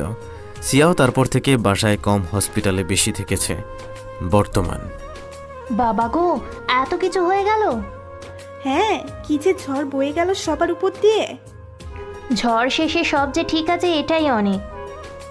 আচ্ছা তোরা বস, আমি রান্নাঘরে যাই। আজ হসপিটালে ওদের সবার জন্য রান্না করছি। দিনে যাবা হসপিটালে খাবার? তাহলে আমিও যাব বাবু দেখতে। তুই একা যাবি কেন? আমরাও যাব। আচ্ছা, তাহলে আমি তাড়াতাড়ি সব গুছিয়ে নেই, তোরা বস। চল, তোর সাথে আমিও যাই, তাহলে তাড়াতাড়ি হয়ে যাবে কাজগুলো। না, আমার মেয়ের সাথে ওর বিয়ে দেব। না, আমার মেয়ের সাথে। তুই চুপ থাক, আমার মেয়ের সাথে বিয়ে দেব। রিয়া শুয়ে আছে আর রাব্বি রিয়ার পাশে বসে শিয়া আর ছায়ার ঝগড়া দেখছে আর হাসছে। ইমন ফোন টিপতে টিপতে বিরক্তি নিয়ে বলল, উফ, থামবি তোরা? সেই কখন থেকে পক পক করে কানে পোকা নাড়িয়ে দিলি, এবার চুপ যা। এই চুপ থাক চ্যাপকে, আমার মেয়ের সাথে বিয়ে দেব। না, আমার মেয়ের সাথে বিয়ে দিব। ওদের কথার মাঝে সাদমান, সাদিয়া, নীলা, সাইমা এলো। সাদিয়া বলল, কার বিয়ে? কিসের বিয়ে? উফ আন্টি, অ্যাটলিস্ট তুমি আসলা। এই 2 মহিলাকে থামাও, কানে পোকা নাড়িয়ে দিল। কেন, কি নিয়ে এত বকবক করছে শুনি? ছায়া দাঁতে দাঁত চেপে রাগী চোখে তাকিয়ে জোর করে হেসে বলল, তেমন কিছু না আন্টি, ও মিথ্যা বলছে। সিয়াও রাগী চোখে তাকিয়ে ছায়ার সাথে তাল মিলিয়ে বলল, হ্যাঁ আম্মু, ইমন মিথ্যা বলেছে। ইমন দাঁত কেলিয়ে বলল, আসল ব্যাপারটা হলো আন্টি, এদের দুটার এখনো বিয়ে হয়নি, বাচ্চা হয়নি। তার আগে থেকে রিয়ার ছেলেকে নিজের মেয়ের জামাই হিসেবে ঠিক করে রাখছে। এই হচ্ছে কাহিনী। তা কে জিতল শুনি? তোমরা না এলে থামতো না, এখনো চলতো এই যুদ্ধ। সাদমান আর সিয়ার চোখাচোখি হতেই সিয়া চোখ নামিয়ে নিল। আন্টি, ওদের কথা বাদ দাও তো, বসো। আবে না। ও হ্যাঁ, এটা আমার মেজো চা, আর ওরা। ও, তার মানে এটা সিয়ার মেজমুন্নু, Saima, Sadman, I am right? Yes handsome, you are obviously right. Aunty বসেন, তোমরাও বসো। কিন্তু তুমি কিভাবে সিয়া, আপনাদের সবার কথা এত বলে দেখেই চিনতে পারছি। ও আচ্ছা, বসেন আন্টি আপনারা। সে তো বসবো। তুমি কেমন আছো এখন? ভালো আছি আন্টি। সাইমা হাতের প্যাকেটগুলো রাব্বির কাছে দিয়ে বলল, এই নে ভাইয়া, এগুলো বাবুর জন্য। এগুলোর দরকার ছিল না। এগুলো আপনাদের জন্য না, বাবুর জন্য। আর বাবু কিছু বলছে না, তাই আপনিও বললেন না। ও আচ্ছা, পাকনি আপু দেখছি। ভাবি কই? আসলে আম্মুকে বাসায় পাঠিয়ে দিয়েছি, ওনার রেস্টের প্রয়োজন। ভালো কাজ করছো। আন্টি, আপনি যাবার সময় এই 3 ছাগলকেও নিয়ে যাবেন, এদেরকে কোনো কাজে লাগে না এখানে। মোটেও না হ্যান্ডসাম, তোমাকে কোনো কাজেই লাগে না। তুমি বাড়ি যাও, আমরা কোথাও যাচ্ছি না। আরে চুপ কর তো, বুইরা বেটার কথা কে শোনে? আমি তো যাচ্ছি না। দেখলে আন্টি, আমার কোনো ভ্যালুই নাই। এখানে থেকে আমি কি করব? আমি যে ওদের বড়, কোনো দামই দেয় না। তুমি তো ওদের অমন শিখাইছো, এমন দুঃখ করে কোনো লাভ আছে? আন্টি, তুমিও এমন ভাবে বলতে পারলা? না বলতে পারার কি আছে? তখনই বাবু ভ্যাঁ করে কেঁদে উঠল। সিয়া ছায়া পাশে থাকায় লাফিয়ে উঠল। এবার আমরা কিছুই করিনি, ও একা একা কাঁদছে। এই তোরা তিনটা বের হ, আমার ছেলেকে এইভাবে এই নিয়ে 3 বার কাঁদাল। আরে বোন, তোর ছেলে এমনিতেই কাঁদছে, ওকে কাঁদানো লাগছে না, শুধু একবার ইচ্ছে করে জাগিয়েছিলাম। খুব ভালো করেছিস, এবার ওকে এখানে। না না, তুই নিয়ে যাও। কি, ও উঠবে কেমন করে? ফাসলামি করিস? আর বলো না আন্টি, বাবুর ব্যথা পাবে বলে কেউ কুলে নেওয়ার সাহস পাচ্ছে না। পাগল নাকি তোরা? না মেঝো আম্মু, যদিও ব্যথা পাই। আচ্ছা আমি নিচ্ছি। নীলা বাবুকে কোলে নিয়ে দোল দিতে থাকলো। বাবু আস্তে আস্তে আবার ঘুমিয়ে পড়ল। এর মধ্যে সাদিয়া রিয়াকে খাইয়ে দিয়েছে। সাদমান আর রাব্বি গল্প জমিয়ে ফেলেছে। রাব্বি মানুষটা এমন, সবার সাথে সহজে মিশে গিয়ে আপন করে নেয়। সাদমান গম্ভীর স্বভাবের, কিন্তু রাব্বির সাথে কথা বলে ফ্রি হয়ে গেছে। সিয়া সাদমানকে বেশ কয়েকবার আর চোখে তাকিয়ে দেখেছিল। চোখে চোখ পড়ায় অপ্রস্তুত হয়ে গিয়ে আর তাকায়নি। আরও কিছুক্ষণ থেকে সাদমান, সাইমা, নীলা, সাদিয়া চলে যায়। রিয়াকে বাসায় আনার পর কলেজ শেষ করে রিয়ার সাথে সময় কাটিয়ে কোচিং করে বাসায় এসে রেস্ট নিয়ে বাবা মার সাথে সময় কাটানো, পর পড়তে বসা, পড়তে পড়তে মাঝে মাঝে টেবিলে ঘুমিয়ে যাওয়া। এত কিছুর মাঝে প্রিয় হয়েও অপ্রিয় মানুষটার কথা মনে পড়ে, বুকে চিনচিনে ব্যথা অনুভব করে। দেখতে দেখতে পরীক্ষা শেষ হয়ে গেল। এই এতগুলো দিনের মধ্যে সিয়া আর সাদমানের একবার রাস্তায় দেখা হয়েছে। কেমন আছিস? আলহামদুলিল্লাহ, আপনি? ভালো। পড়ালেখা কেমন হচ্ছে? ভালো। আচ্ছা থাক তুই, আমার কাজ আছে, আমি যাই। আর কিছু না বলে চলে গিয়েছিল সেদিন সাদমান। পেছন ফিরে আর তাকায়নি সাদমান। ফিরে তাকালে হয়তো দেখতে পেত তার মায়াপরি তার দিকে তৃষ্ণা নিয়ে তাকিয়ে আছে। সেই দৃষ্টিতে ছিল একটু কি সময় নেই আমার জন্য? আমি কি এতটাই অবহেলিত আপনার কাছে? কিন্তু সে কথা প্রকাশ করা হয়নি কখনো। সিয়া শুয়ে শুয়ে হুমায়ুন আহমেদের অপেক্ষা বইটি পড়ছিল, আর তখন সাদিয়া হন্তদন্ত হয়ে এসে বলল, ব্যাগ গুছা, তোর যা যা লাগবে গুছিয়ে নে। সিয়া ভ্রুকুচকে কিছু বুঝতে না পেরে বলল, মানে কোথায় যাব? আমি কোথাও যেতে টেতে পারবো না, এখন রিল্যাক্স করব। তোর কাছে কোনো কিছু শুনতে চাইছি আমি? গুছা, আমরা সিলেট যাব। সেদিন তো আসলাম, আর যাব না। সেদিন আসলি মানে? 3 মাস হয়ে গেছে। ব্যাগ গুছা, আমি যাচ্ছি, আমার কাজ আছে। বলে সাদিয়া চলে গেল। সিয়া ফোঁস করে একটা শ্বাস নিল। কোথায় ভাবলো পরীক্ষা শেষ, পড়ালেখা নাই, কোথায় রিল্যাক্স করবে, শুয়ে বসে কাটাবে আর খাবে, ফোন টিপবে। ও রিল্যাক্সে বালতি বালতি পানি ঢেলে দিল সবাই। ভাবতে কান্না পাচ্ছে ওর। এদিকে ইমন, ছায়া, রাব্বি রিয়াকে নিয়ে যেতে চাইলে ও যাবে না। সিয়া ওদের গালি দিতে দিতে অসহায় হয়ে কাদো কাদো মুখে ব্যাগ গোছানোয় মনোযোগ দিল। এখন ওর কাঁদতে কাঁদতে চোখের পানি শেষ হয়ে গেলে ওর মা বাবা ওকে রেখে কোথাও যাবে না। যেখানে যাবে সাথে করে নিয়ে যাবে। কিছুক্ষণ আগে রাতের খাবার খেয়ে ওরা সবাই বাসে উঠেছে সিলেটের উদ্দেশ্যে। সিয়া আর সাদমান পাশাপাশি বসেছে। সিয়া প্রথমে অবাক হয়ে গিয়েছিল, সাদমান ওর পাশে বসেছে, ড্যাব ড্যাব করে তাকিয়েছিল সাদমানের দিকে। তখন সাদমান বলেছিল, এভাবে চোখ দিয়ে আমাকে না গিলে অন্যদিকে তাকা, না হলে আমার নজর লেগে যাবে। তখন থেকে আর ভুলেও সাদমানের দিকে তাকায়নি। বাইরের প্রকৃতিতে ডুবে গেছে আকাশে অর্ধচন্দ্র, তার চারদিকে মুক্তোর মতো তারারা মিটমিট করে জ্বলছে। মনে হচ্ছে গাছগুলো গাড়ির পেছনে দৌড়ে আসছে, কিন্তু আসলে তারা স্থির। তারা চাইলেও এক জায়গা থেকে অন্য জায়গায় যেতে পারবে না। সিয়া সিটে হেলান দিয়ে মনোযোগ দিয়ে বাইরের প্রকৃতি বিলাস করতে করতে ঘুমিয়ে গেছে। সাদমান সিয়ার দিকে তাকিয়েছিল। সিয়ার মুগ্ধ চোখ মুখ দেখছিল, ওর মায়াপরীকে স্নিগ্ধ লাগছিল। সিয়া ঘুমিয়ে গেলে সাদমান সিয়ার কোমর জড়িয়ে ধরে কাছে নিয়ে আসলো। সিয়া ঘুমের মধ্যে মৃদু কেঁপে উঠল। সাদমান সেটা বুঝতে পেরে মুখে এক চিলতে হাসি ফুটল। গাড়ির ভেতরে লাইট অফ করা, অন্ধকারে বেশি কিছু বোঝা যাচ্ছে না, কিন্তু চলন্ত বাস হওয়ায় গাড়ির জানালা দিয়ে মাঝে মাঝে কৃত্রিম আলো আসছে, আবার চলে যাচ্ছে। সাদমানের বাড়ির গাড়ি আনতে চাইছিল, কিন্তু সাদমানের বাবা বারণ করে দিয়েছে, সিলেটের আঁকাবাঁকা রাস্তার কারণে দুর্ঘটনা ঘটতে সময় লাগবে না। তাই আর কেউ সাহস পায়নি। সিয়ার ঘুম ভাঙল। সাইমার ডাকে পিটপিট করে চোখ খুলে সাইমার দিকে তাকিয়ে দেখল সাইমা মিটমিট করে মুখে হাত দিয়ে হাসছে। সিয়া এখনো ঘুমের ঘুরে থাকায় কিছুই বুঝতে পারছে না সাইমা হাসছে কেন। সিয়া নিজেকে কারোর বুকে অদ্ভুতভাবে আবিষ্কার করে সাদমানের দিকে তাকিয়ে এক ঝটকায় ছাড়িয়ে নিয়ে সরে বসল। সাদমান নড়ে চড়ে চোখ ডলতে ডলতে এদের দিকে ভ্রু কুচকে তাকালো। সিয়া ভয় ঢোক গিলছে, বারবার সাদমান যদি জানতে পারে ওকে ঠাস ঠাস করে চর মারে। ভাবতেই সিয়া গালে হাত দিয়ে চোখ বড় বড় করে বলল, আমি কিছু করিনি, আমি সত্যিই বুঝতে পারিনি। সাদমান সিয়ার দিকে চোখ ছোট ছোট করে তাকিয়ে বলল, পাগল হয়ে গেছিস নাকি? কি বলছিস? কথার কোনো আগামাথা নাই। সিয়া ভ্যাবাচাকা খেয়ে গেল। ভয়ের চোটে উল্টাপাল্টা বলে ফেলছে ও বুঝতেও পারেনি। সিয়া আবুল মার্কা হাসি দিয়ে বলল, কই কিছু না তো, কিছু বলিনি আমি।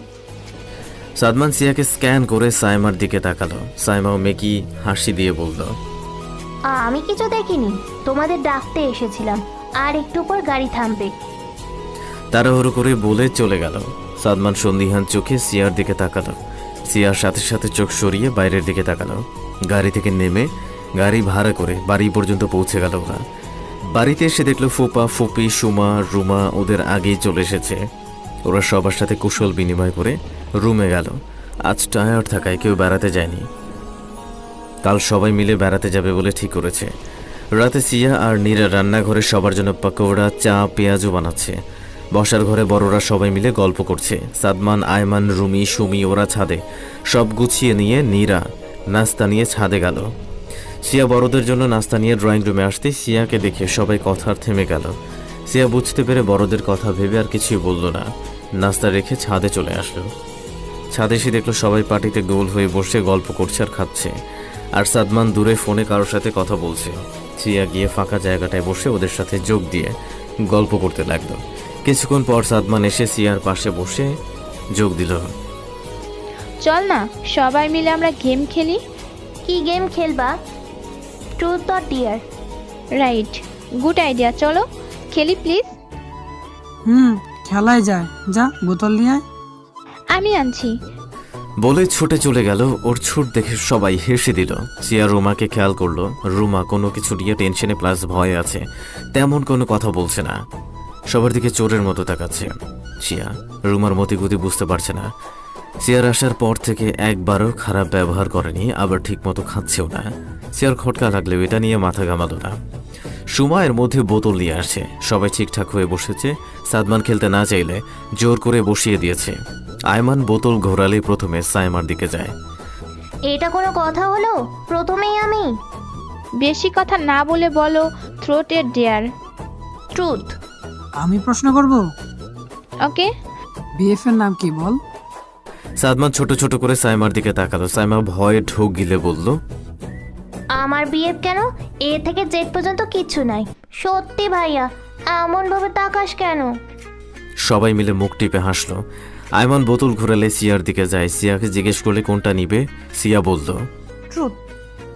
তুইও বল, তোর বিএফ এর নাম কি? ইমন।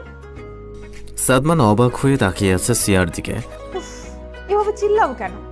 তোমার বয়ফ্রেন্ডের নাম ইমন? হ্যাঁ, ও আমার শুধু ছেলে ফ্রেন্ড না, বেস্ট ফ্রেন্ডও। ও তাই বল, আমি তো ভাবলাম। তুমি কি ভাবলে? কিছু না। আয়মান বোতল ঘোরালে সাদমানের দিকে যায়। কি নিবি বল? গান গা। বলে গিটার আনতে গেল। সাইমা গিটার এনে সাদমানের হাতে দিতে গান গাইতে লাগলো। ওহে কি করিলে বলো, পাইব তোমারে, রাখিব আখিতে আখিতে। ওহে কি করিলে বলো, পাইব তোমারে, রাখিব আখিতে আখিতে। সাদমান পুরো গানটা সিয়ার দিকে তাকিয়ে গিয়েছিল, কিন্তু সিয়া চোখ বন্ধ করে গানটা শুনছিল করে বুঝতে পারলো না। গান শেষ হতেই সবাই হাততালি দিল। সুন্দর হয়েছে ভাইয়া। আয়মান আবার বোতল ঘোরালে আয়মানের দিকেই পরে সাদমান দাঁত কেলিয়ে বলল, বল কোনটা নিবি? ডিয়ার। ভাবিকে প্রপোজ করে দেখা।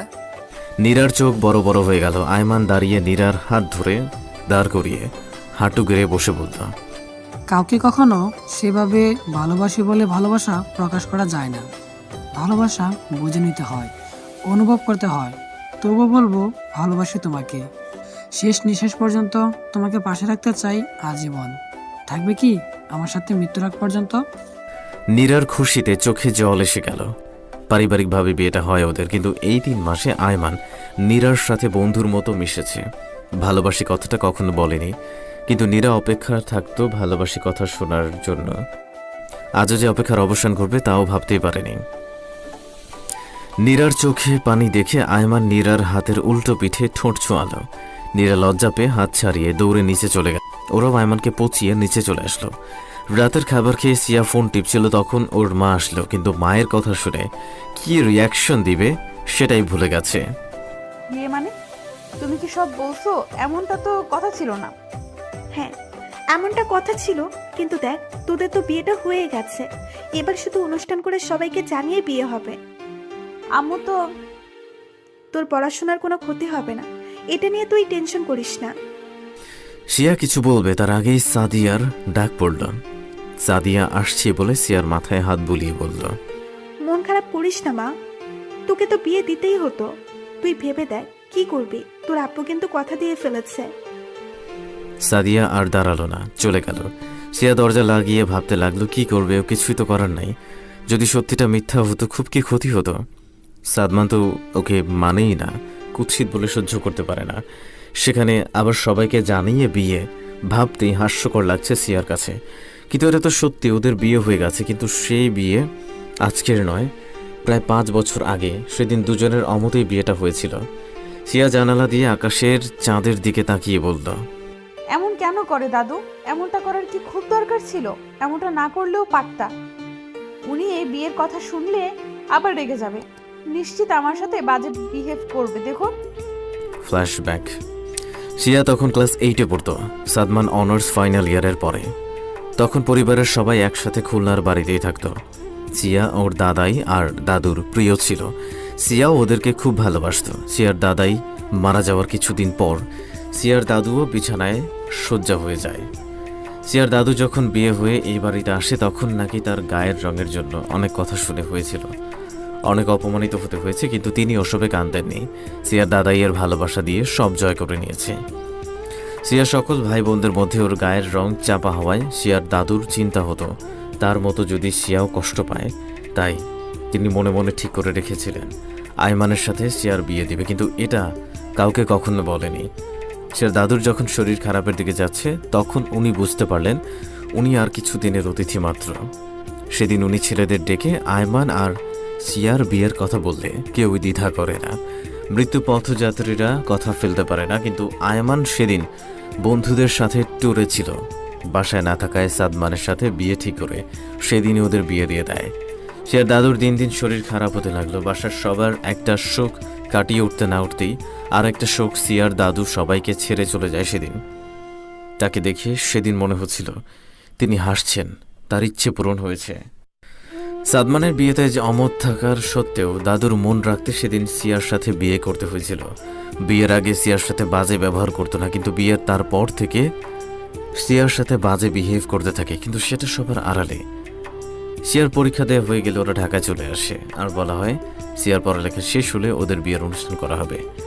সাদমানের মা নীলা প্রথমে মেনে না নিলেও পরে মেনে নিয়েছে। সিয়া ঢাকায় এসে পড়ালেখা শুরু করে। মাঝে মাঝে খুলনার বাড়িতে সবাই একসাথে হতো, কিন্তু তখনও সাদমান সুযোগ পেলেই সিয়াকে অপমান করত।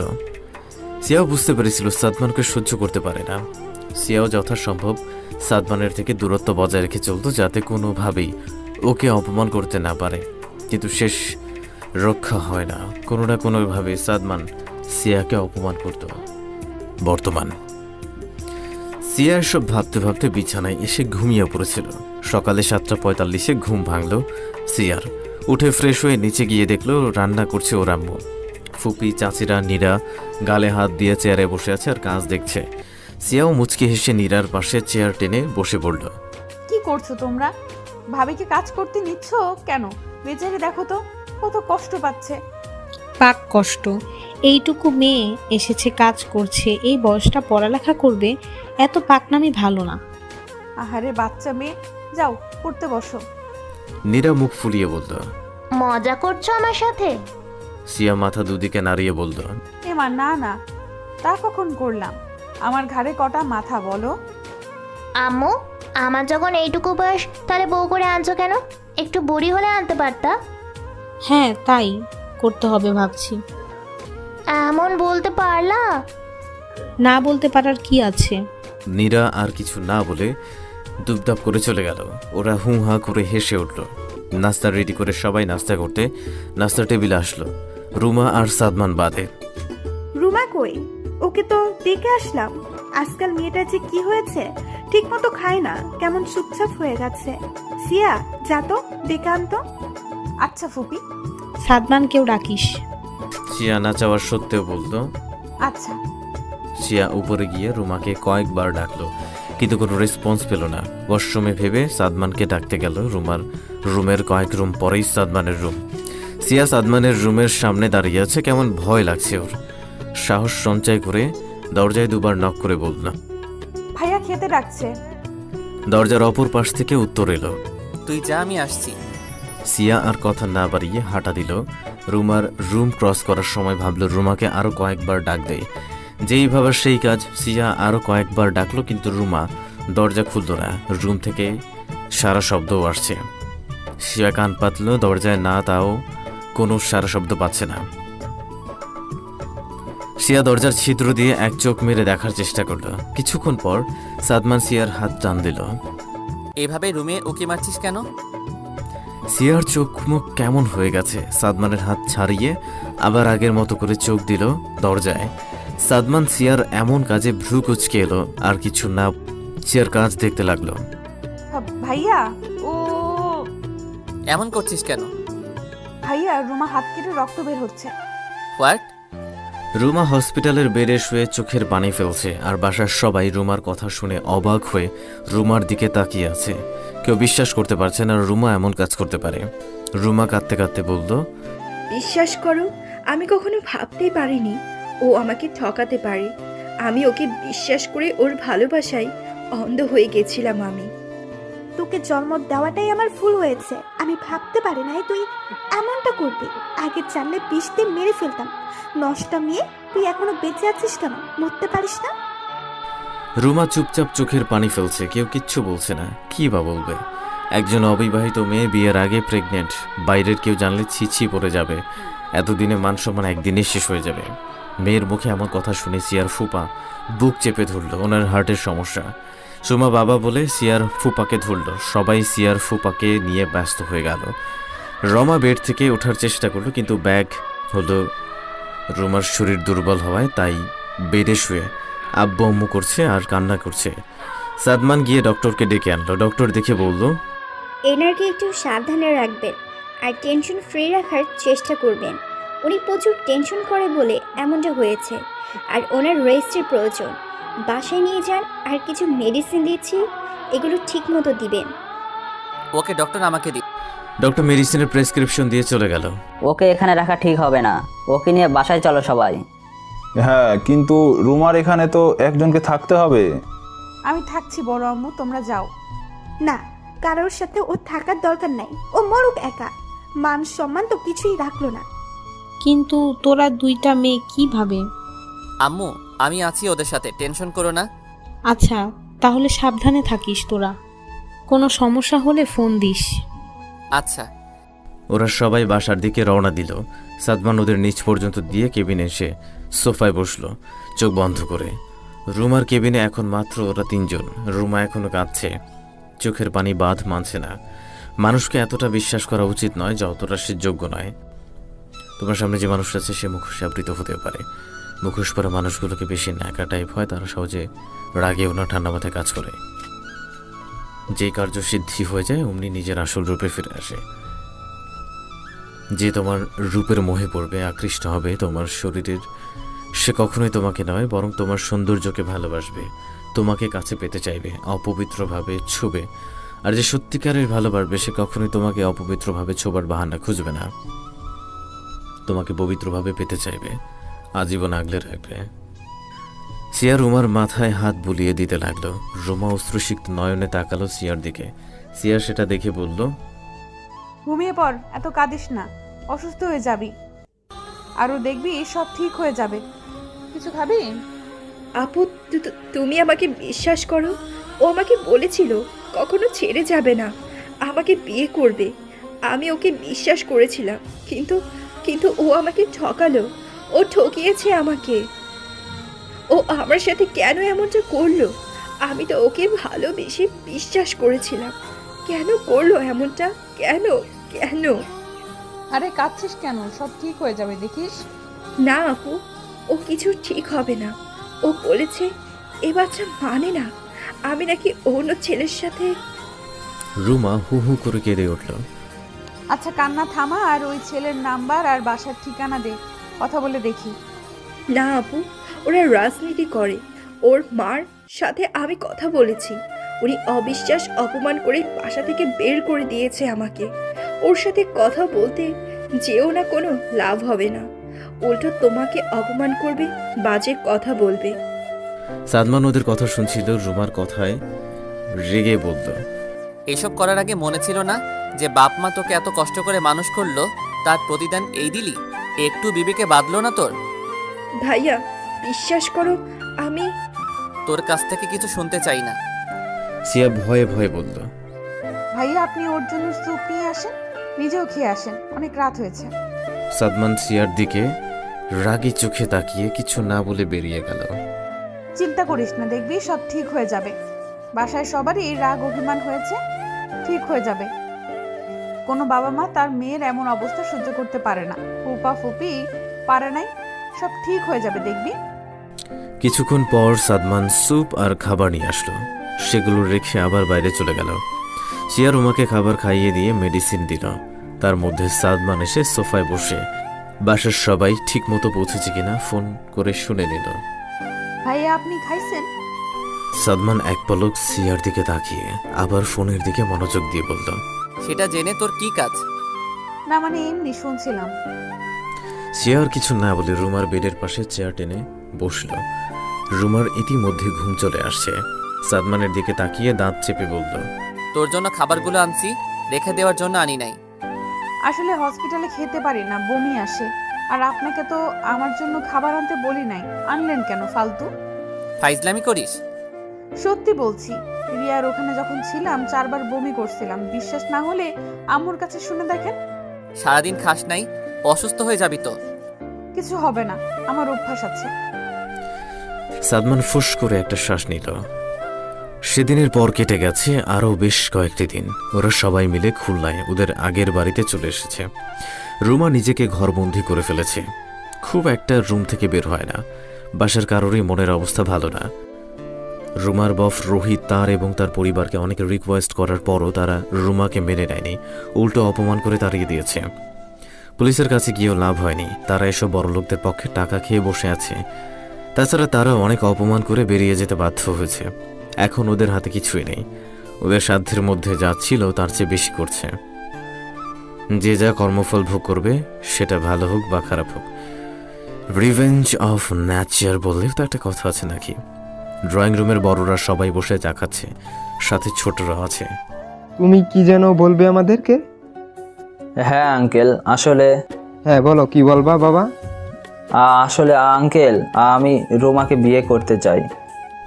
সুমনের কথা শুনে সবাই থমকে গেল, কারোর মুখে কোনো টু শব্দ নেই। সবাই বিস্ময় দৃষ্টিতে তাকিয়ে আছে সুমনের দিকে। তারা বিশ্বাস করতে পারছে সুমনের কথাটা। সাদমান স্বাভাবিকভাবেই আছে, কেননা সাদমান আগে থেকেই জানে। যখন সুমনের মুখ থেকে প্রথম এই কথাটা শুনছিল সাদমান, সেও থমকে গিয়েছিল সবার মতো। বিস্ময়ের রেশ কাটিয়ে বলল, কি বলছো এগুলা? আঙ্কেল, আপনারা সবাই জানেন আমি অনাথ, কিন্তু আমি ছোট থেকেই বেশিরভাগ সময় কেটেছে আপনাদের সাথে। আমি ছেলে হিসেবে কেমন আপনারাই ভালো করে জানবেন। আমি আমার সর্বোচ্চ দিয়ে রুমাকে ভালো রাখার চেষ্টা করব। আর আপনাদের যদি আপত্তি থাকে তাহলে সমস্যা নাই, বলে দিতে পারেন। তুমি কি বলছো? তুমি ভেবে চিন্তে বলছো তো? পরে আফসোস করবে না তো? না আন্টি, এটাতে আফসোস করার কি আছে? যাকে ভালোবাসি তাকে আজীবন কাছে পাওয়া ভাগ্যের ব্যাপার। সুমনের কথা শুনে সবাই অবাক হয়ে গেল। আজ যেন অবাক হওয়ার দিন। কেউ আর না করলো না, কিন্তু সুমন আলাদাভাবে রুমির সাথে কথা বলবে বলে অনুমতি চাইল। ওরাও অনুমতি দিয়ে দিল। তোমার কি আমাকে বিয়ে করতে আপত্তি আছে? রুমা জানালা দিয়ে আনমনে বাইরের দিকে তাকিয়েছিল। হঠাৎ এমন কথা শুনে পেছনে ফিরে বিস্ময় দৃষ্টি চেয়ে রইল সুমনের দিকে। রুমা কিছু বলছে না দেখে সুমন বলল, কি হলো, কথা বলছো না কেন? কোনো সমস্যা আছে? আপনি কি বলছেন? আপনার মাথার ঠিক আছে? আমি পুরো কথাটা শেষ করার আগে সুমন রুমার মুখে হাত দিয়ে আটকে দিল। হোস, এসব কিছু আমি শুনতে চাইছি। আমি তোমাকে ভালোবাসি। রুমা সুমনের মুখে ভালোবাসি কথাটা শুনে থমকে গেল, অবাক চোখে তাকিয়ে রইল। সুমন রুমার চোখে তাকিয়ে বলল, রেডি থেকো আমার বউ হয়ে পবিত্র সম্পর্কে ভালোবাসা হওয়ার জন্য। সুমন আর না দাঁড়িয়ে চলে গেল। পরিবারের সকলের উপর দিয়ে ঝড় বয়ে গেল। চারিদিকে বিয়ে আয়োজন করছে সবাই, গুটি কয়েক আত্মীয় স্বজনরা ছাড়া বড় করে অনুষ্ঠান করেনি। এর মধ্যে অনেকেই রুমার ব্যাপারে জেনে আসেনি, অনেকে আবার বিয়েতে এসে খেয়ে নানান রকমের কথা বলে যাচ্ছে। নানা ঝড় ঝাপটা সামলে নিয়ে বিয়ে সম্পন্ন হলো। পবিত্র সম্পর্কে আবদ্ধ হলো দুজোড়া কপোতে। ফুলে সজ্জিত খাটে বসে আছে সিয়া। সিয়া আজ নিজের মধ্যে এক অজানা অনুভূতির সংমিশ্রণ কাজ করছে। ভয়ের সাথে একরাশ লজ্জারা উকি দিচ্ছে। দরজা খোলার শব্দে সিয়ার মধ্যে আরো ভয় কাজ করতে লাগলো। শাড়ি হাত দিয়ে খামচে ধরে চোখ বন্ধ করে নিল। কোনো সারা শব্দ না পেয়ে ঘুমটার ভেতর দিয়ে দেখলো সাদমান খাটের কাছে দাঁড়িয়ে আছে। সিয়া খাট থেকে নেমে বলল, আসসালামু আলাইকুম। ওয়ালাইকুম আসসালাম। গুড, পায়ে হাত দিয়ে সালাম করিসটি, ভালোই করছিস। এটা আমার ভালো লাগে না, যা এটা পড়ে আয়। সিয়া মুচকি হেসে সাদমানের কাছ থেকে প্যাকেটটা নিয়ে ওয়াশরুমের দিকে রওনা হলো, কিন্তু আবার সাদমানের কথায় থেমে গেল। শোন, মেকআপ যেন না থাকে আর চুলগুলো খোলা রাখবি। সিয়া মাথা নাড়ালো। সিয়া সাদমানের এতটা স্বাভাবিক ব্যবহারে অবাক না হয়ে পারল না। সাদমানও রুমে চেঞ্জ করে নিল। সুমন আসতেই রুমা সুমনকে সালাম করতে গেলেই সুমন আটকে দিয়ে বলল, তোমার স্থান আমার বুকে, পায়ে নয়। বলে জড়িয়ে ধরল রুমাকে। রুমা অবাক না হয়ে পারছে না সুমনকে দেখে। সুমন রুমাকে খাটে বসিয়ে বলল, তুমি আমাকে মেনে নিতে পারোনি, তাই না? আসলে আমার একটু সময় লাগবে। হ্যাঁ জানি, যত খুশি সময় নাও। তোমাকে আমি নিজের করে পেয়েছি, এতেই খুশি আমি। আমি জানি তুমিও আমাকে একদিন ভালোবাসবে। আর শোনো, তোমার পেটের ওই বাবুটার খেয়াল রেখো। বলবে আমি তার বাবা। এই আমিটা তাকে কখনো কষ্ট পেতে দিবে না। রুমা অবাক হয়ে শুধু দেখে যাচ্ছে সুমনকে কত সহজে সবকিছু মেনে নিল। সবটা ওর কাছে স্বপ্নের মতো লাগছে। এটাও কি সম্ভব? রুমার খুশিতে চোখ দিয়ে পানি পড়তে লাগলো। যাকে এতদিন ভালোবাসলো সে ঠকালো, আর যার সাথে কখনো ভালোভাবে কথাই হয়নি সে কত সহজে আপন করে নিল। সুমন রুমার চোখে পানি দেখে হাত দিয়ে পানি মুছে দিয়ে বলল, তোমার চোখে পানি মানাই না। আর এই বেঈমানের জন্য অমূল্য রত্ন অপচয় করতে নেই। কথায় আছে না, পাপ বাপকেও ছাড়ে না, তেমনটাই হয়েছে, বুঝলে? রুমা সুমনের কথা বুঝতে না পেরে বলল, মানে হলো বেঈমান তার শাস্তি পেয়েছে। কিভাবে? রোহিত অ্যাক্সিডেন্ট করেছে, আর ডক্টর বলেছে ও আর হাঁটতে চলতে পারবে না। আর ওর বাড়ির লোক এর জন্য তোমাকে মেনে নিতে চেয়েছিল, কিন্তু তোমার বাবা মা রাজি হয়নি। রুমা রোহিতের অ্যাক্সিডেন্টের কথাটা শুনে একটু চমকালো, কিন্তু ওর মনের কোণে কোথাও কষ্ট হচ্ছে না। শুধু মন একটা কথাই বলছে, অপরাধী তার শাস্তি পেয়েছে। অন্য সময় হলে রুমা ছুটে যেত, কিন্তু এখন ওর মনে রোহিতের জন্য টান অনুভব করছে না। কি অদ্ভুত, তাই না? সুমন রুমির মনের ভাব বুঝতে পেরে মুখে হাসি ফুটল। সিয়া ওয়াশরুম থেকে এসে দেখলো সাদমান রুমে নেই। কি ভেবে বেলকনিতে গিয়ে দেখলো সাদমান গ্রিল ধরে বাইরের দিকে তাকিয়ে আছে। সিয়া আসতে পেছনে না ফিরেই বলল, বসো। সিয়া অবাক হলো, কিন্তু কিছু না বলে বেলকনির সোফায় বসে পড়ল। সাদমান এসে সিয়ার পাশে বসে সিয়ার হাত ধরে বলল, আমি যে কথাগুলো বলবো সবটা মন দিয়ে শুনবে, আমার কথার মাঝে কথা বলবে না। সিয়া বাধ্য মেয়ের মতো মাথা নাড়ালো এবং অবাক হলো সাদমানের মুখে তুমি শুনে। জানো, আমার সাথে যখন তোমার বিয়ে হয়েছিল তখন আমি এটা মেনে নিতে পারিনি। এত ছোট একটা মেয়ে, সাথে না আছে তার রূপ, না আছে গুণ, সে শুধু পড়া ছাড়া কিছু বোঝে না। বন্ধুগুলোকে দেখতাম সুন্দরী গার্লফ্রেন্ড নিয়ে ঘুরে বেড়ায়। আমারও ইচ্ছে করতো অমনভাবে ঘুরে বেড়াতে, আমিও পারতাম। কিন্তু যখনই ওসব করব বলে ভাবি, তখনই এক মায়াপরীর মুখ আমার চোখের সামনে ভেসে ওঠে। এইটুকু বলে সাদমান থামল। সিয়া অবাক হয়ে সাদমানের প্রতিটা কথা শুনছিল। অন্ধকারে সাদমান সিয়ার মুখটা ভালোভাবে বুঝতে না পারলেও এটা বুঝেছে।